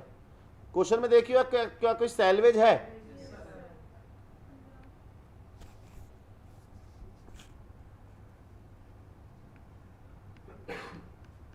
मैं माइनस करूंगा सैलवेज क्योंकि रिकवरी हमें हुई है। कितनी बताई मैम सैलवेज? 15,000। इसमें ऐड करूंगा FFE फायर फाइटिंग एक्सपेंस। हमारे क्वेश्चन में फायर फाइटिंग तो नहीं है ना? नहीं। सर बताना टोटल लॉस कितने का हुआ?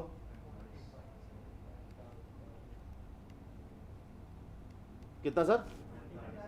45,000। मुझे इतने का टोटल लॉस हुआ 45,000 का, है ना जी। आशा रखता हूं यहां तक समझ में आया होगा। बताइए यहां तक कोई दिक्कत? पक्का 45,000 का लॉस हुआ मुझे, यहां तक कोई दिक्कत? पक्का।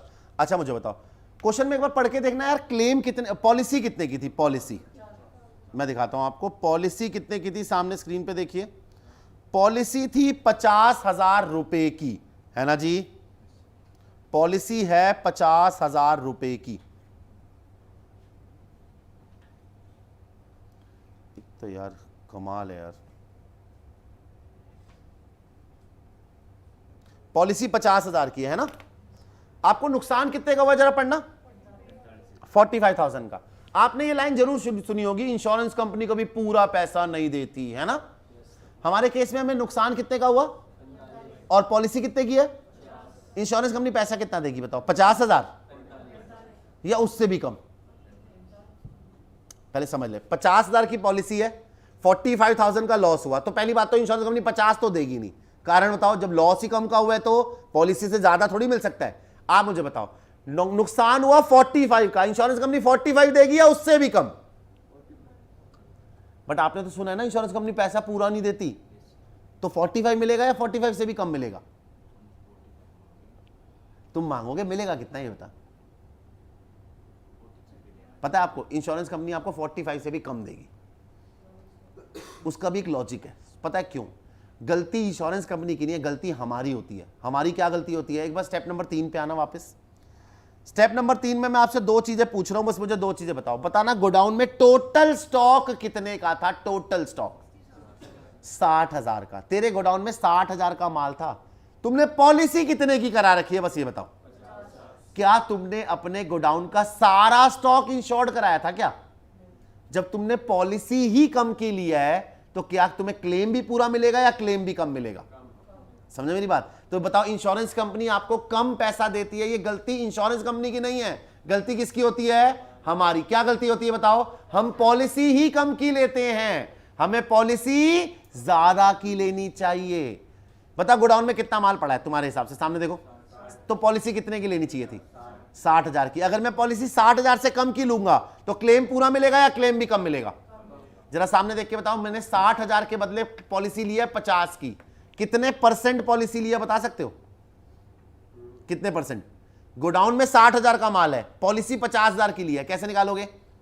50,000 अपॉन में 60,000 इंटू 100 है ना, कितने परसेंट हो गया?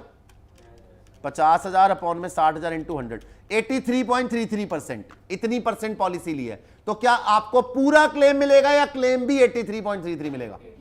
किसका? लॉस का। समझे मेरी बात? इसे बोलते हैं एवरेज क्लॉज। क्या बोलते हैं? स्टेप नंबर 4 बनाइए, इसका नाम होगा calculation of claim.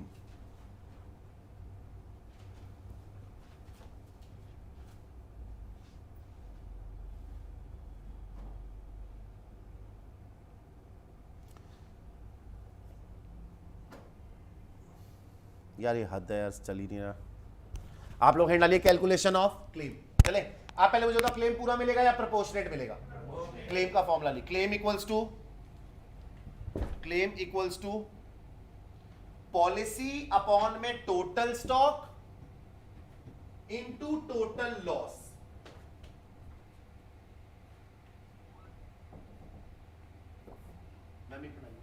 Policy upon में total stock into total loss, है ना? डालना जरा फॉर्मूले में। पॉलिसी देखना कितने की थी? 50,000 अपॉन में टोटल स्टॉक कितने का था? 60,000 इनटू लॉस कितने का हुआ? 45,000। और टोटल स्टॉक कितना रहता बताइए? तो लॉस कितना हुआ था? 50,000। पॉलिसी 50,000 अपॉन में 60,000 इंटू 45,000, आंसर 37,500। 37,500। बस मुझे इतना बता दो, इंश्योरेंस कंपनी आपको 45,000 देगी या 37,500? और गलती किसकी? आपकी या इंश्योरेंस कंपनी की?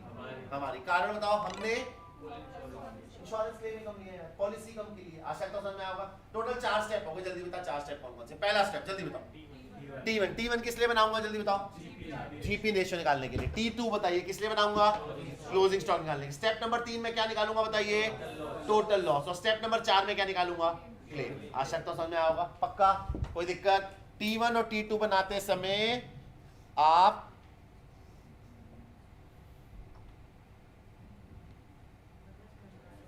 मैडम इसको तो चलाओ ना, इसको कैसे चलाऊं? ये ही नहीं चले। कॉस्टिंग में चल रहा था परफेक्ट। मेरे से कोई दिक्कत है यार इसको। हेलो, इसका टच इशू नहीं है। पेन की वाला नहीं, स्वाइप ऑफ सब डाउन नहीं हो। लेकिन अब मुझे नेक्स्ट क्वेश्चन पे जाना है।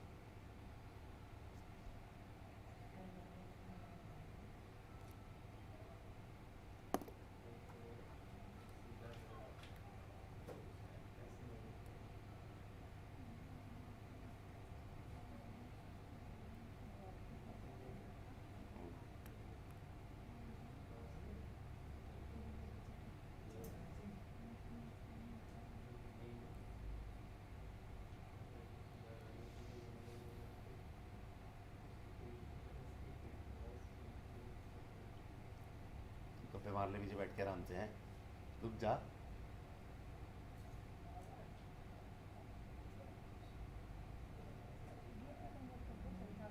इस पे लिख नहीं पाऊंगा मैं, क्वेश्चन के ऊपर नहीं लिख पाऊंगा।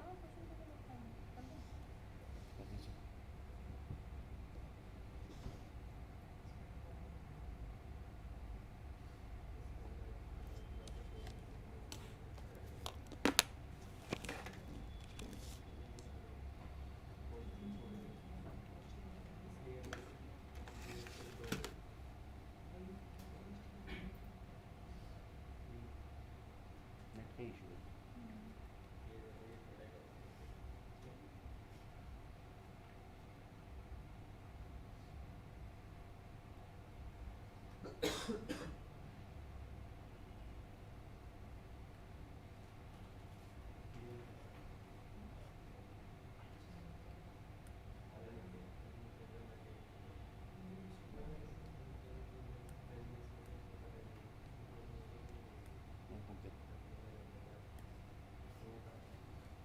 स्पेस पूरा था इसमें, और पेन से लिखूँ मैं, पेंसिल से क्या लिखूँ?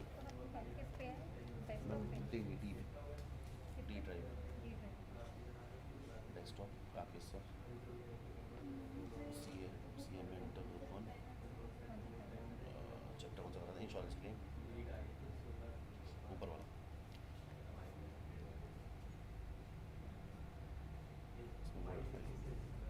रीइंश्योरेंस हाँ जी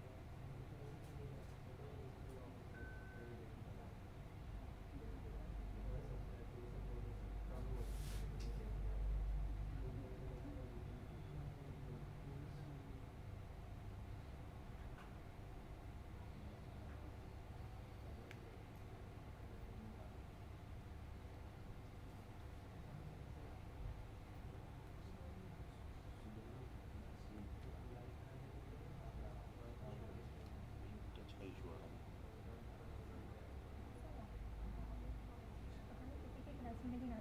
आप मेरी क्लास में क्यों आते मैंने पूछा मेरे हॉस्टल में कोई दिक्कत नहीं है मेरी क्लास में क्यों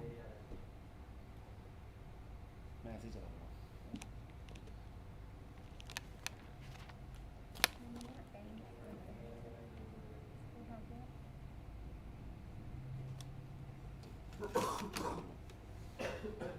थैंक यू मैम चलिए पहले बताओ क्वेश्चन 1 समझ में आया मैं ये परेशान नहीं हूँ और कोई परेशान नहीं होता क्लास में सर एक बार चार्जर डिस्कनेक्ट करके देखो और अगर बंद हो गया फिर नहीं होगा चार्ज तो फुल है ऑन ऑफ करके देख लो 15 मिनट तक तो इसमें भी चले जाएंगे अरे डिस्कनेक्ट करके छोड़ ये ले नहीं हुआ नहीं मैम टच पे आ रही है चार्जर चला गया टच में इशू आ रहा है इसका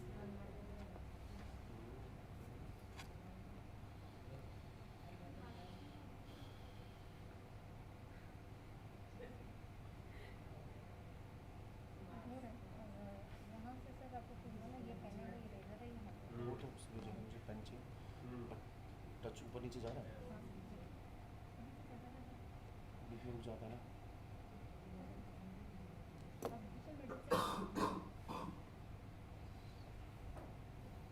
आज की क्लास में बहुत यार हम अभी स्लो है लेकिन ठीक है ट्राई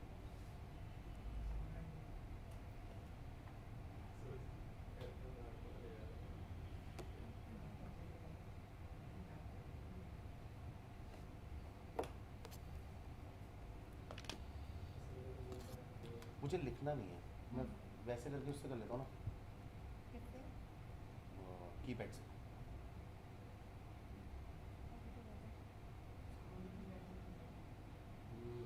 मैं कीपैड से कर लेता हूँ चले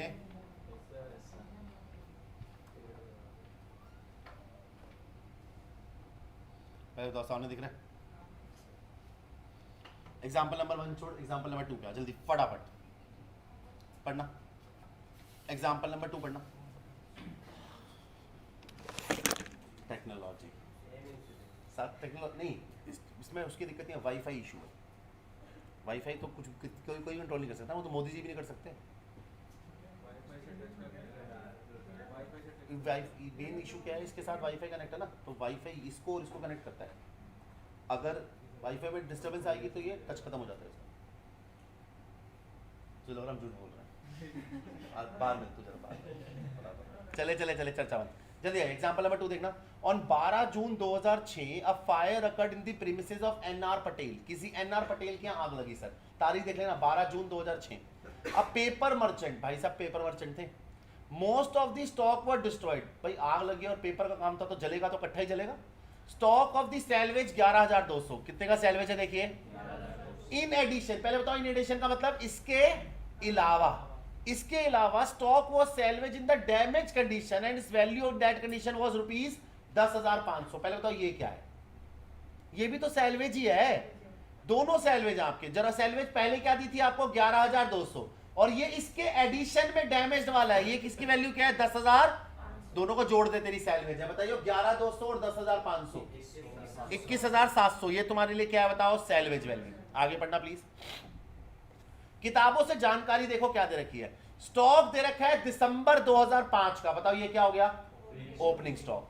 आपको परचेज दे रखी है 1 जनवरी से 12 जून तक की परचेज। पहले बताओ ये कौन सी परचेज होगी, जल्दी बताओ। साल शुरू होने से लेके आग लगने तक की कौन सी परचेज, जल्दी बताइए। T1 की, T2 की, ये बताओ T2 की। सेल दे रखी है इसी पीरियड की 154, बताओ ये कौन सी सेल हो गई T2 की हो गई। On the basis of his account for the past 3 year it appears that average gross profit 30%, बताओ ये क्या हो गया, यानी हमें T1 बनाने की जरूरत। आगे बढ़िए। Patel has insured the stock for 60,000, ये क्या है बताओ पॉलिसी अमाउंट। आपसे कह रहा है क्लेम निकाल दो, जल्दी बताओ। स्टेप नंबर 1 T1 नहीं बनाना, T2 बनेगा। T2 से क्या निकलेगा क्लोजिंग स्टॉक नॉर्मल वाला। स्टेप नंबर 3 बताइए क्या बनेगा टोटल लॉस। स्टेप नंबर 4 में क्या निकलेगा क्लेम। कर सकते हैं, जल्दी बताइए, करना देना अपने आप जल्दी।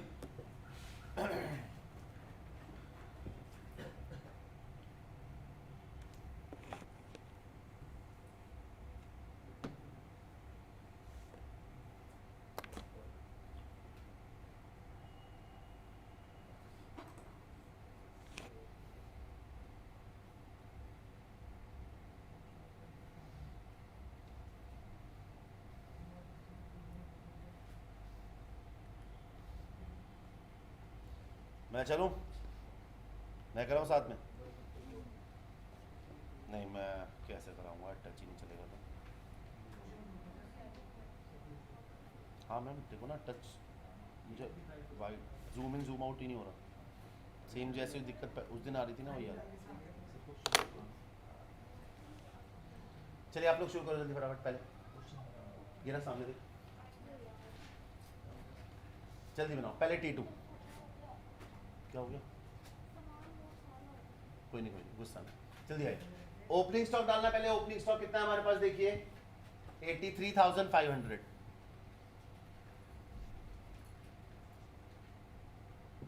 परचेज दे रखी है हमें 1,12,000।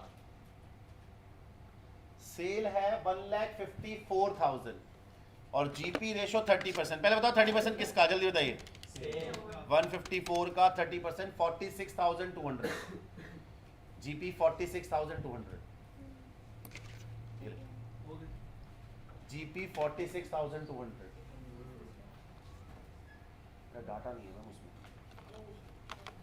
डाटा ही नहीं है उसमें।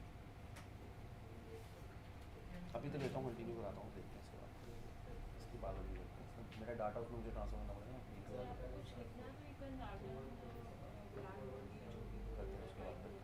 मुझे उसके लिए मार्कर करो बस आप, दे दो। चले चले चले चले sir.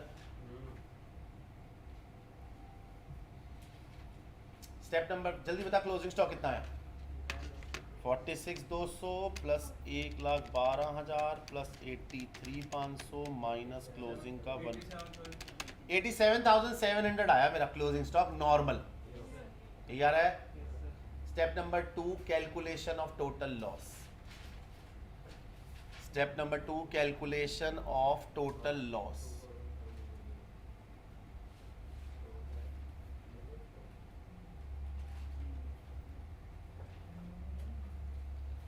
Total loss. Normal stock है तेरे पास 87,700, एबनॉर्मल स्टॉक नहीं है डैश। आंसर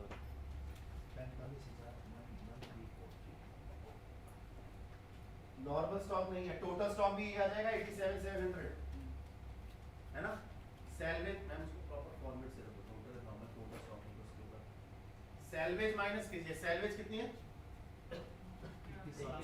दोनों जोड़ के करनी पड़ेगी, 21,700 थी सैलवेज, है ना।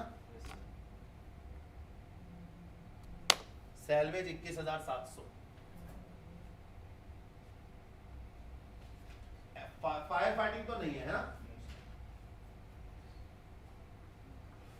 तो आपका टोटल लॉस हो जाएगा 66,000 का, टोटल लॉस 66,000। क्लेम निकालियो, क्लेम का फॉर्मूला बताओ, क्लेम का फॉर्मूला क्या होता था, claim equals to policy upon में total stock into total loss, है ना सर। पॉलिसी अपॉन में total stock into total loss. Sir policy है हमारे पास 60,000 की, अपॉन में टोटल स्टॉक 87,700 और लॉस 66,000। पॉलिसी अपॉन में टोटल स्टॉक, टोटल स्टॉक इधर लिख रहा 87,700 इनटू में टोटल लॉस 66,000। यहाँ कैलकुलेटर सॉल्व करते हैं। अगर जैसे कि हमारे पास पॉलिसी ज़्यादा थी और स्टॉक कम हो, अगर पॉलिसी ज़्यादा थी और स्टॉक कम हो, तो तुझे लॉस से ज्यादा क्लेम मिल ही नहीं सकता। अगर तू ऐसा करेगा और तेरा क्लेम लॉस से ज्यादा आ रहा हो तो लॉस के बराबर नहीं।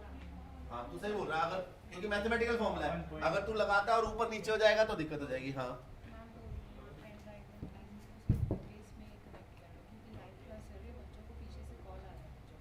मैडम कनेक्ट कैसे करूँ, आप इसको कनेक्ट करो, मैं उसको कर दूँगा, उसमें मेल पे निकाल दूँगा मैं। नेट तो मैं कर दूंगी, आप इससे इसमें सेव कर लेना बुक अपनी पेन ड्राइव में, वो तो मुझे पता है ना, मैं कर दूंगा कि लाइव क्लास आ रही है, आप इंग्लिश में। पीछे से कॉल है, पीछे से कॉल आ रही है, अच्छा क्योंकि कनेक्ट ही नहीं हो पा रहा ना। so I can understand but they are live now ना।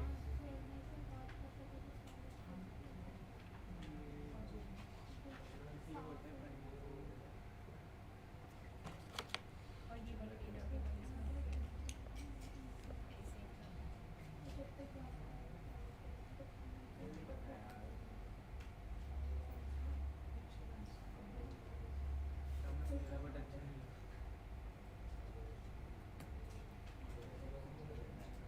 लाइव ऑफलाइन दोनों पड़ा है।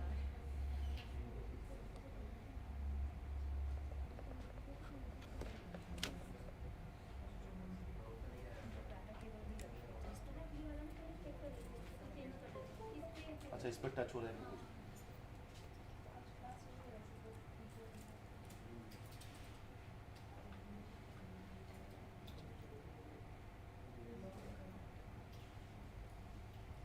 हाँ चल रहा है।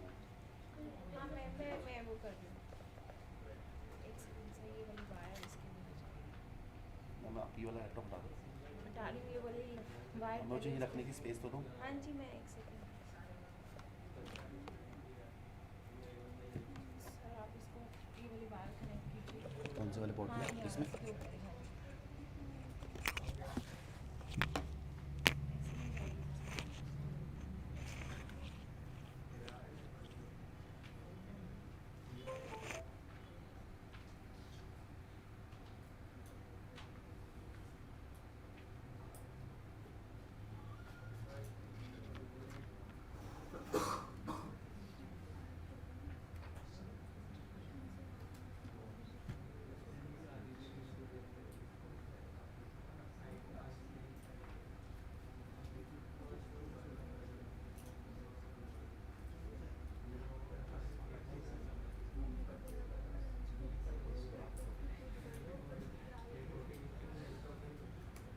चले सर।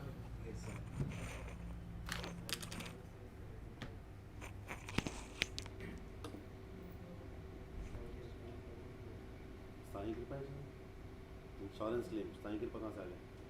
अच्छा वो लिखा हुआ पीछे, वो सर वो थोड़ा मैं साईं बाबा को मानता हूँ।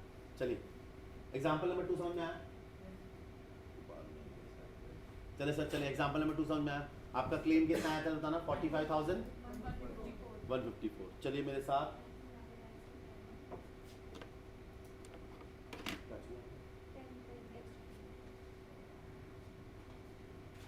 चलिए सामने देखना प्लीज।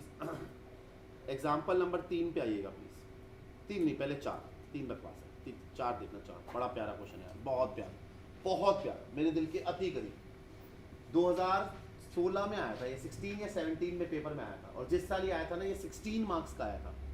और उस साल के आरटीपी में जब इसका आंसर्स आए थे, जब बाद में हम आते हैं सॉल्यूशंस, तो बात साफ साफ लिखा था एग्जामिनर ने कि 90% बच्चों ने क्वेश्चन गलत करा है, 90% बच्चों ने। और जबकि बहुत प्यारा क्वेश्चन है, मेरे दिल के अति करीब। जरा देखो एक बार पढ़िए। The premises of sad limited, कोई उदास लिमिटेड है, कॉट फायर, बेचारे क्या आग लगी और ऑलरेडी उदास है वो। 22 जनवरी 2010 को आग लगी है।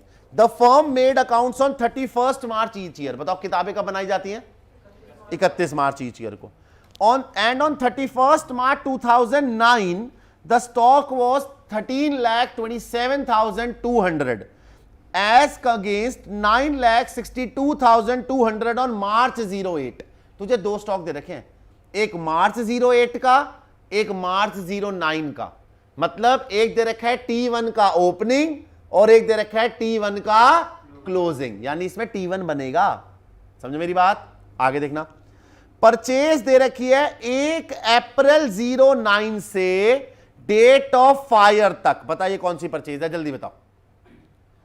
1 अप्रैल 09 से आग लगने तक की परचेज, जल्दी बताओ कौन सी है?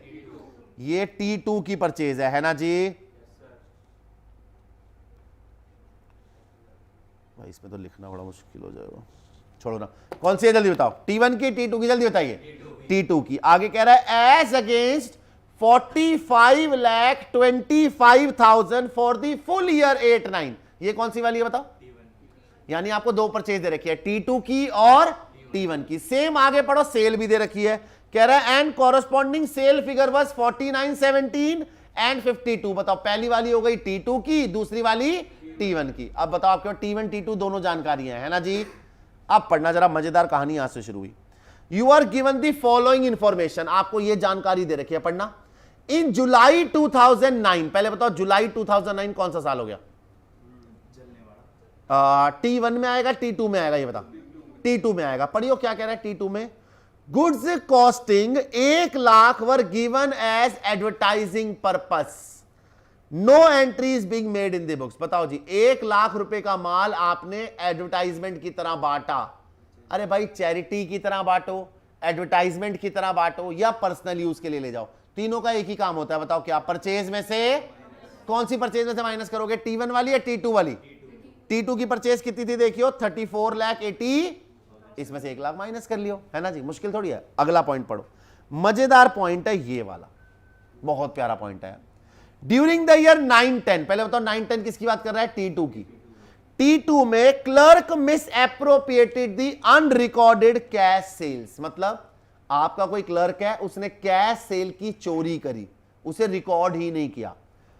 इट इज एस्टिमेटेड दैट, ये पता लगाया गया कि जो चोरी है, डिफ्लेशन यानी चोरी है, वो 2,000 रुपए पर वीक है। मतलब उस कैशियर ने चोरी कितनी करी है बता? हर हफ्ते के 2,000। फ्रॉम 1 अप्रैल 9 से लेकर वो पकड़ा गया 18 अगस्त तक। बताओ तब तक वो चोरी करता रहा 2,000 रुपए पर वीक। इसका मतलब बताना, जितनी भी कैश सेल होती होगी, कैशियर उसे सेल में रिकॉर्ड करने के बजाय अपनी जेब में डाल देता होगा। यही कहना चाह रहे हैं ना ये? आप बताओ अगर ऐसा करता होगा तो ऊपर जो तुम्हें T2 की सेल दे रखी है 49,17,000, इस सेल में ये कैश वाली सेल इंक्लूड जो कि होनी चाहिए। अब मैं इसे ऐड करूं, आप बस मुझे बता दो क्लर्क ने चोरी कितनी करी है, कैलकुलेट करके बता दो। बस क्लर्क ने चोरी कितनी करी है, बस मुझे ये कैलकुलेट करके बता दो, सोच समझ के। क्लर्क ने चोरी कितनी करी, बस इतना बता दो, क्लर्क ने चोरी कितनी करी। चले जी,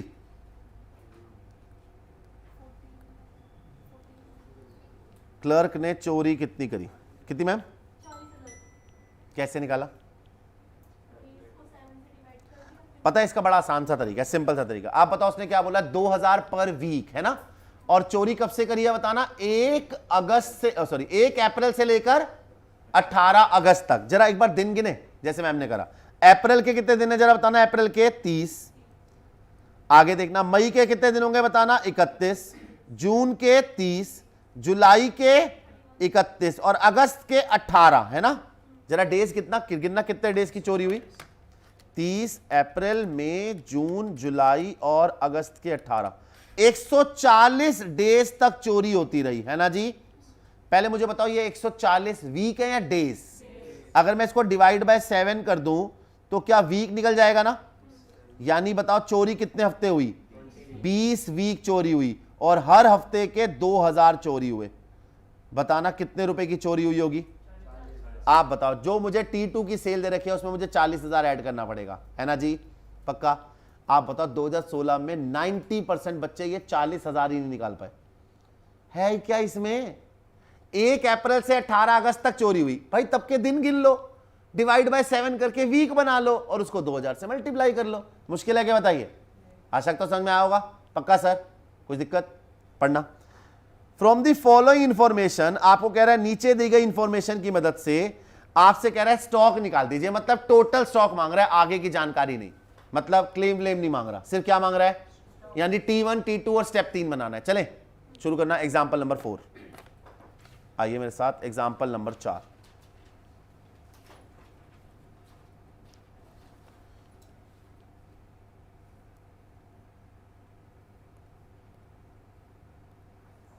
चलिए क्वेश्चन नंबर 4, सर्च बुक आएगा। सबसे पहले बताना मुझे T1 बनाना है क्या? जी हाँ, ट्रेडिंग 1 बनेगा,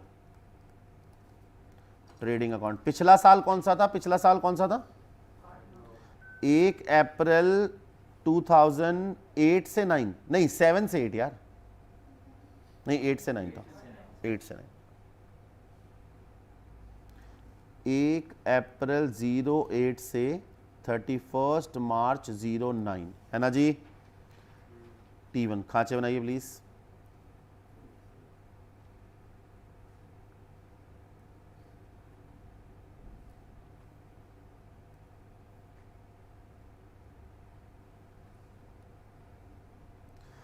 T1 की परचेज में तो कोई गड़बड़ नहीं है, T1 में तो कोई गड़बड़ है ही नहीं, है ना। T1 तो एज इट इज बन जाएगा।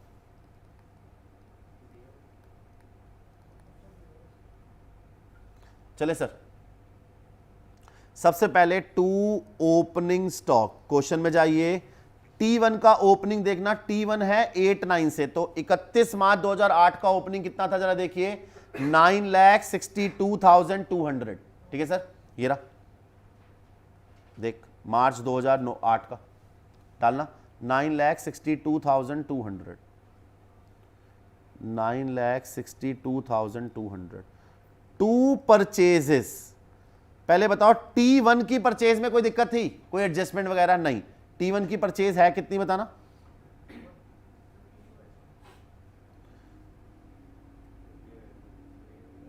T1 की परचेज है 45,25,000,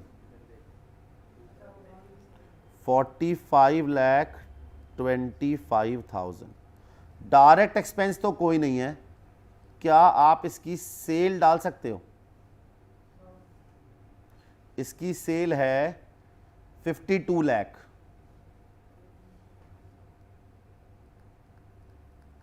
इसका क्लोजिंग स्टॉक भी मालूम है हमें T1 का,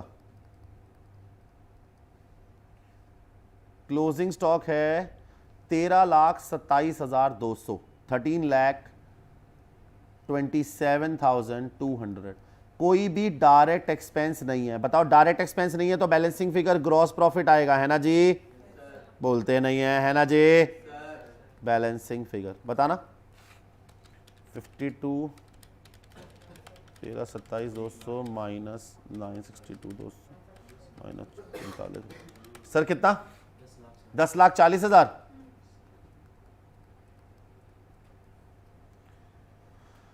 ये रहा सर आपका ग्रॉस प्रॉफिट। पहले बता, मैं जीपी की मदद से ग्रॉस प्रॉफिट रेशियो निकाल सकता हूं, कैसे? फॉर्मूला जीपी अपॉन में सेल, जहां ट्रेडिंग खत्म हो रहा है वहीं पे निकालिए ग्रॉस प्रॉफिट रेशियो। फॉर्मूला डालिए, जीपी अपॉन में सेल इनटू 100। जीपी है आपका 10,40,000, सेल है आपकी 52 लाख इंटू 100। सर कितना परसेंट बताया? 20%।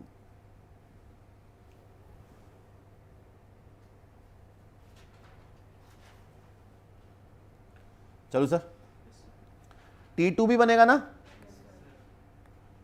आइए, T2 का पीरियड बताना। 1 अप्रैल 09 से आग कब लगी है? 22 जनवरी 10। 22 जनवरी 10 T2।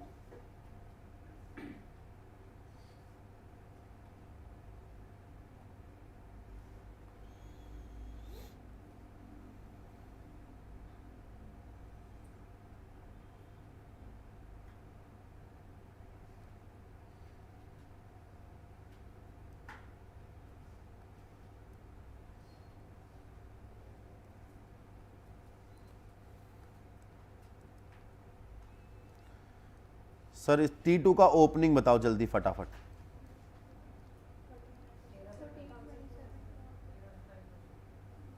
T2 का ओपनिंग स्टॉक जल्दी बताइए। ओपनिंग स्टॉक में कोई गड़बड़ तो नहीं है ना? पहले बताओ। नहीं, ओपनिंग स्टॉक में ओपनिंग स्टॉक कहां से लूंगा बताओ? पिछले साल का क्लोजिंग, इस साल का ओपनिंग। कितना था? कितना था? 13,27,000। 13,27,200। टू परचेज, इसकी परचेज कितनी थी देखना? 34,82,700। यार इसमें से एडवर्टाइजमेंट के नाम से 1 लाख के गुड्स हमने बांटे थे, तो बताओ एडवर्टाइजमेंट के नाम से 1 लाख माइनस कर दीजिए। 33,82,700 है ना जी? चलो बाय सेल, सेल देखना जरा T2 की सेल यार। T2 की 49,17 49,17,000 49,17,000। इसमें ऐड करूंगा मैं कैश सेल्स। बताओ कौन सी कैश सेल? जो कैशियर ने चोरी की थी, हमने कैलकुलेट कर ली थी। कितनी थी बताना? 20 वीक्स और हर वीक के 2,000, 40,000। Total sale 49,57,000। यार कोई डायरेक्ट एक्सपेंस तो नहीं है? तू जरा मुझे ग्रॉस प्रॉफिट बता दे यार प्लीज। कैसे निकालूंगा बताओ? सेल है 49,57,000 का 20% है ना? 49,57,000 का 20, 9,91,400। क्या आप मुझे बाय क्लोजिंग स्टॉक ब्रैकेट में नॉर्मल ब्रैकेट में बैलेंसिंग फिगर बता सकते हैं?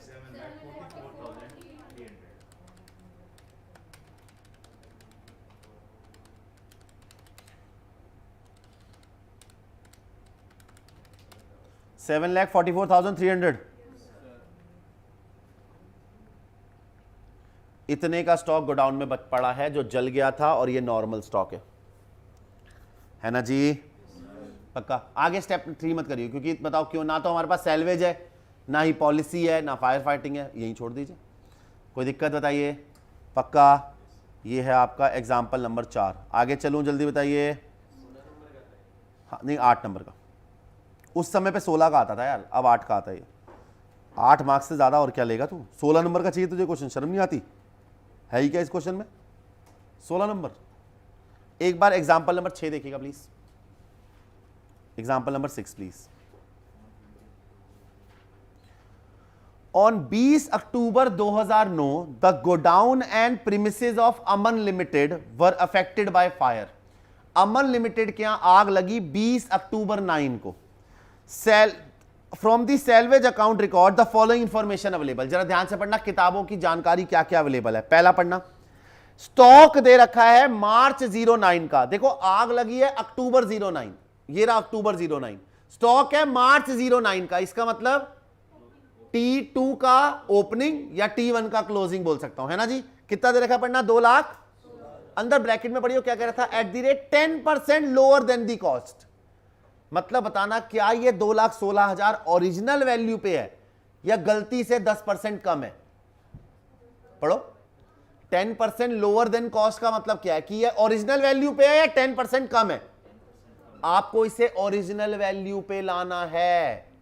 कैसे करो बताओ, इसमें वापस 10% ऐड कर देता हूं, बट कैसे निकालूंगा 10%, 10/100 करके नहीं, 10/90 करके। बता 90 क्यों, क्योंकि ये ऑलरेडी 10% डिडक्टेड है ना, तो मैं पता क्या करूंगा, 2,16,000 90% है, तो आप एक काम कीजिए, 2,16,000 डिवाइडेड बाय 90 इंटू 100, यानी बताइए 2,16,000 डिवाइड बाय 90 इंटू 100। अब बताओ ओपनिंग स्टॉक की वैल्यू 2,40,000। कैसे करा, समझ में आया ना, पक्का। ये ऑलरेडी 90% पे था, 100% पे ले आया। परचेज दे रखी है 1 अप्रैल 09 से अक्टूबर 09, कहां तक की है बताओ, साल शुरू होने से लेके आग लगने तक। बताइए कौन सी, T2 की। सेल दे रखी है आपको 1 अप्रैल से आग लगने तक की, बताओ ये भी कौन सी है, T2 की, है ना जी। अब पढ़ियो जरा जानकारी, एडिशनल इंफॉर्मेशन ध्यान से। कह रहा है 20 अक्टूबर 2009, यानी बताना कौन सी वाली सेल की बात कर रहा है, T2 की। T2 की सेल में इंक्लूड है, क्या कह रहा है जरा ध्यान से पढ़ो, इंक्लूड है, शामिल है, क्या शामिल है, 80,000 for which goods have not been dispatched. ठंडे दिमाग से बोलो क्या कहना चाह रहा है। कह रहे ऊपर जो आपको सेल दे रखी है ना, देखो ऊपर जो सेल दे रखी है 6,20,000, इस सेल में 80,000 की सेल ऐसी है जिसका माल डिस्पैच नहीं किया। आप बताओ क्या आपने माल डिस्पैच किया या नहीं किया, तो यानी बता गुड्स तेरे गोडाउन से नहीं गया, बस बिल बन गया, बिल बन गया तो सेल चढ़ गई, आपने उसे सेल मान लिया लेकिन माल नहीं भिजवाया, अब तेरे यहां आग लग गई। बताओ क्या इसे सेल मानना चाहिए या नहीं मानना चाहिए, बताओ क्यों नहीं मानना चाहिए। यार कस्टमर का माल तो हमारे पास ही पड़ा है, अब वो आग लग गई तो वो भी जल गया होगा, कस्टमर माल मांगेगा तो क्या देंगे उसको, माल तो है ही नहीं। आप बताओ क्या ये सेल है या सेल नहीं है। आप बताओ T2 की सेल क्या मैं 6,20,000 लूंगा या 80,000 हटा के, 80,000 हटा के, है ना जी। कोई दिक्कत बताइए, पक्का। आगे चलियो इसी बात पे।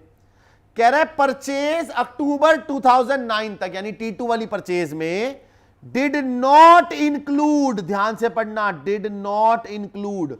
पहले बता डिड नॉट इंक्लूड का मतलब शामिल है या शामिल नहीं है, क्या शामिल नहीं है, 40,000 for which purchase invoice had not received but the from supplier though the goods have been received in the godown. क्या कह रहा है, 40,000 का माल गोडाउन में आ गया पर बिल नहीं आया, बिल नहीं आया तो मैंने उसे परचेज में रिकॉर्ड नहीं करा, माल मेरे गोडाउन में आ गया, आग लग गई, ये माल भी जल गया, क्या आपको इसे परचेज मानना पड़ेगा या नहीं। अगर आप बोलोगे ये परचेज नहीं है तो क्रेडिटर कहेगा ला मेरा माल वापस दे ही नहीं पाओगे, बताओ क्यों, वो तो जल गया। ना चाहते हुए भी बताओ ये परचेज है या नहीं है, जल्दी बताओ। आपको ऊपर T2 की परचेज कितनी दे रखी थी, देखना जरा, 2,80,000। बताओ क्या ये 2,80,000 ही होगी या इसमें 40,000 ऐड कर दूं, जल्दी बताओ। 40,000 ऐड कर दूंगा इसमें, है ना जी। आगे पढ़ियो आगे की जानकारी। पास रिकॉर्ड कह रहे हैं जीपी है 25%, यानी T1 बनाने की जरूरत नहीं है। आगे पढ़ियो, the value of good salvage 31,000, ये क्या दे रखा है, सैलवेज। पॉलिसी दे रखी है 1 लाख रुपए की, कह रहा है क्लेम निकालो, जल्दी बताओ T1 बनेगा या नहीं बनेगा, क्या क्या बनेगा बताओ, T2 क्लेम और लॉस, है ना जी। चले चले चले कर ले, पहले तो समझ में आई कहानी, कर लोगे, हाँ ना बोलिए जल्दी, पक्का। तो आप ये क्वेश्चन घर से ट्राई करिएगा। क्वेश्चन है एग्जाम्पल नंबर 6, घर से ट्राई कीजिएगा। जिनके पास बुक नहीं है वो कैसे करोगे, कैसे, अच्छा सामने सामने से कीजिए, मर्जी तुम्हारी है, मैं नहीं आना चाहिए। 1 सेकंड मैडम, अब लेना मैडम, जल्दी जल्दी, 2 पेज है, अगला पेज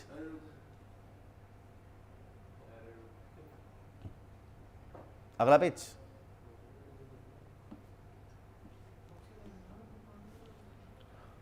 आंसर बता दूं? नहीं मैम, नहीं नहीं, स्टॉक तो बैलेंसिंग अपने आप निकलेगा ना बच्चे, ओपनिंग डालेगी। आंसर बता दूं? जल्दी बताइए। आंसर बता दूं? 1 मिनट दीजिएगा।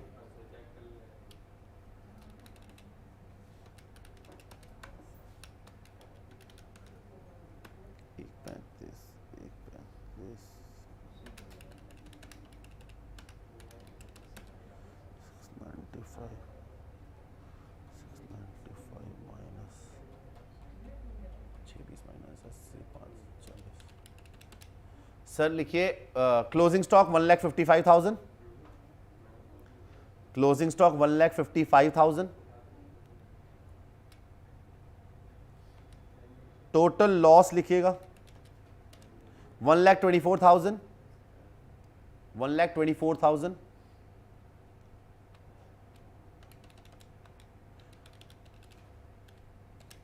और क्लेम लिखिएगा 80,000। ये आंसर है, ठीक है जी, पक्का कर लोगे? जल्दी बताओ। एक ही क्वेश्चन अभी आज के लिए। कंसेप्ट समझ में आया? पहले बताओ कंसेप्ट समझ में आया? आपने नोटिस किया हमने अभी तक 4 या 5 क्वेश्चन कर लिए, किसी में भी एबनॉर्मल लॉस नहीं आया। आएगा आराम से, पहले 2 क्लासें लगेंगी, उसके बाद आएगा वो एबनॉर्मल लॉस। कंसेप्ट समझ में आया? पहले बताइए, पक्का? कोई दिक्कत? चलिए हम मिलेंगे अगली कक्षा में। गुड नाइट, शुभ रात्रि, शब्बा खैर, अपना ख्याल रखें, घर वालों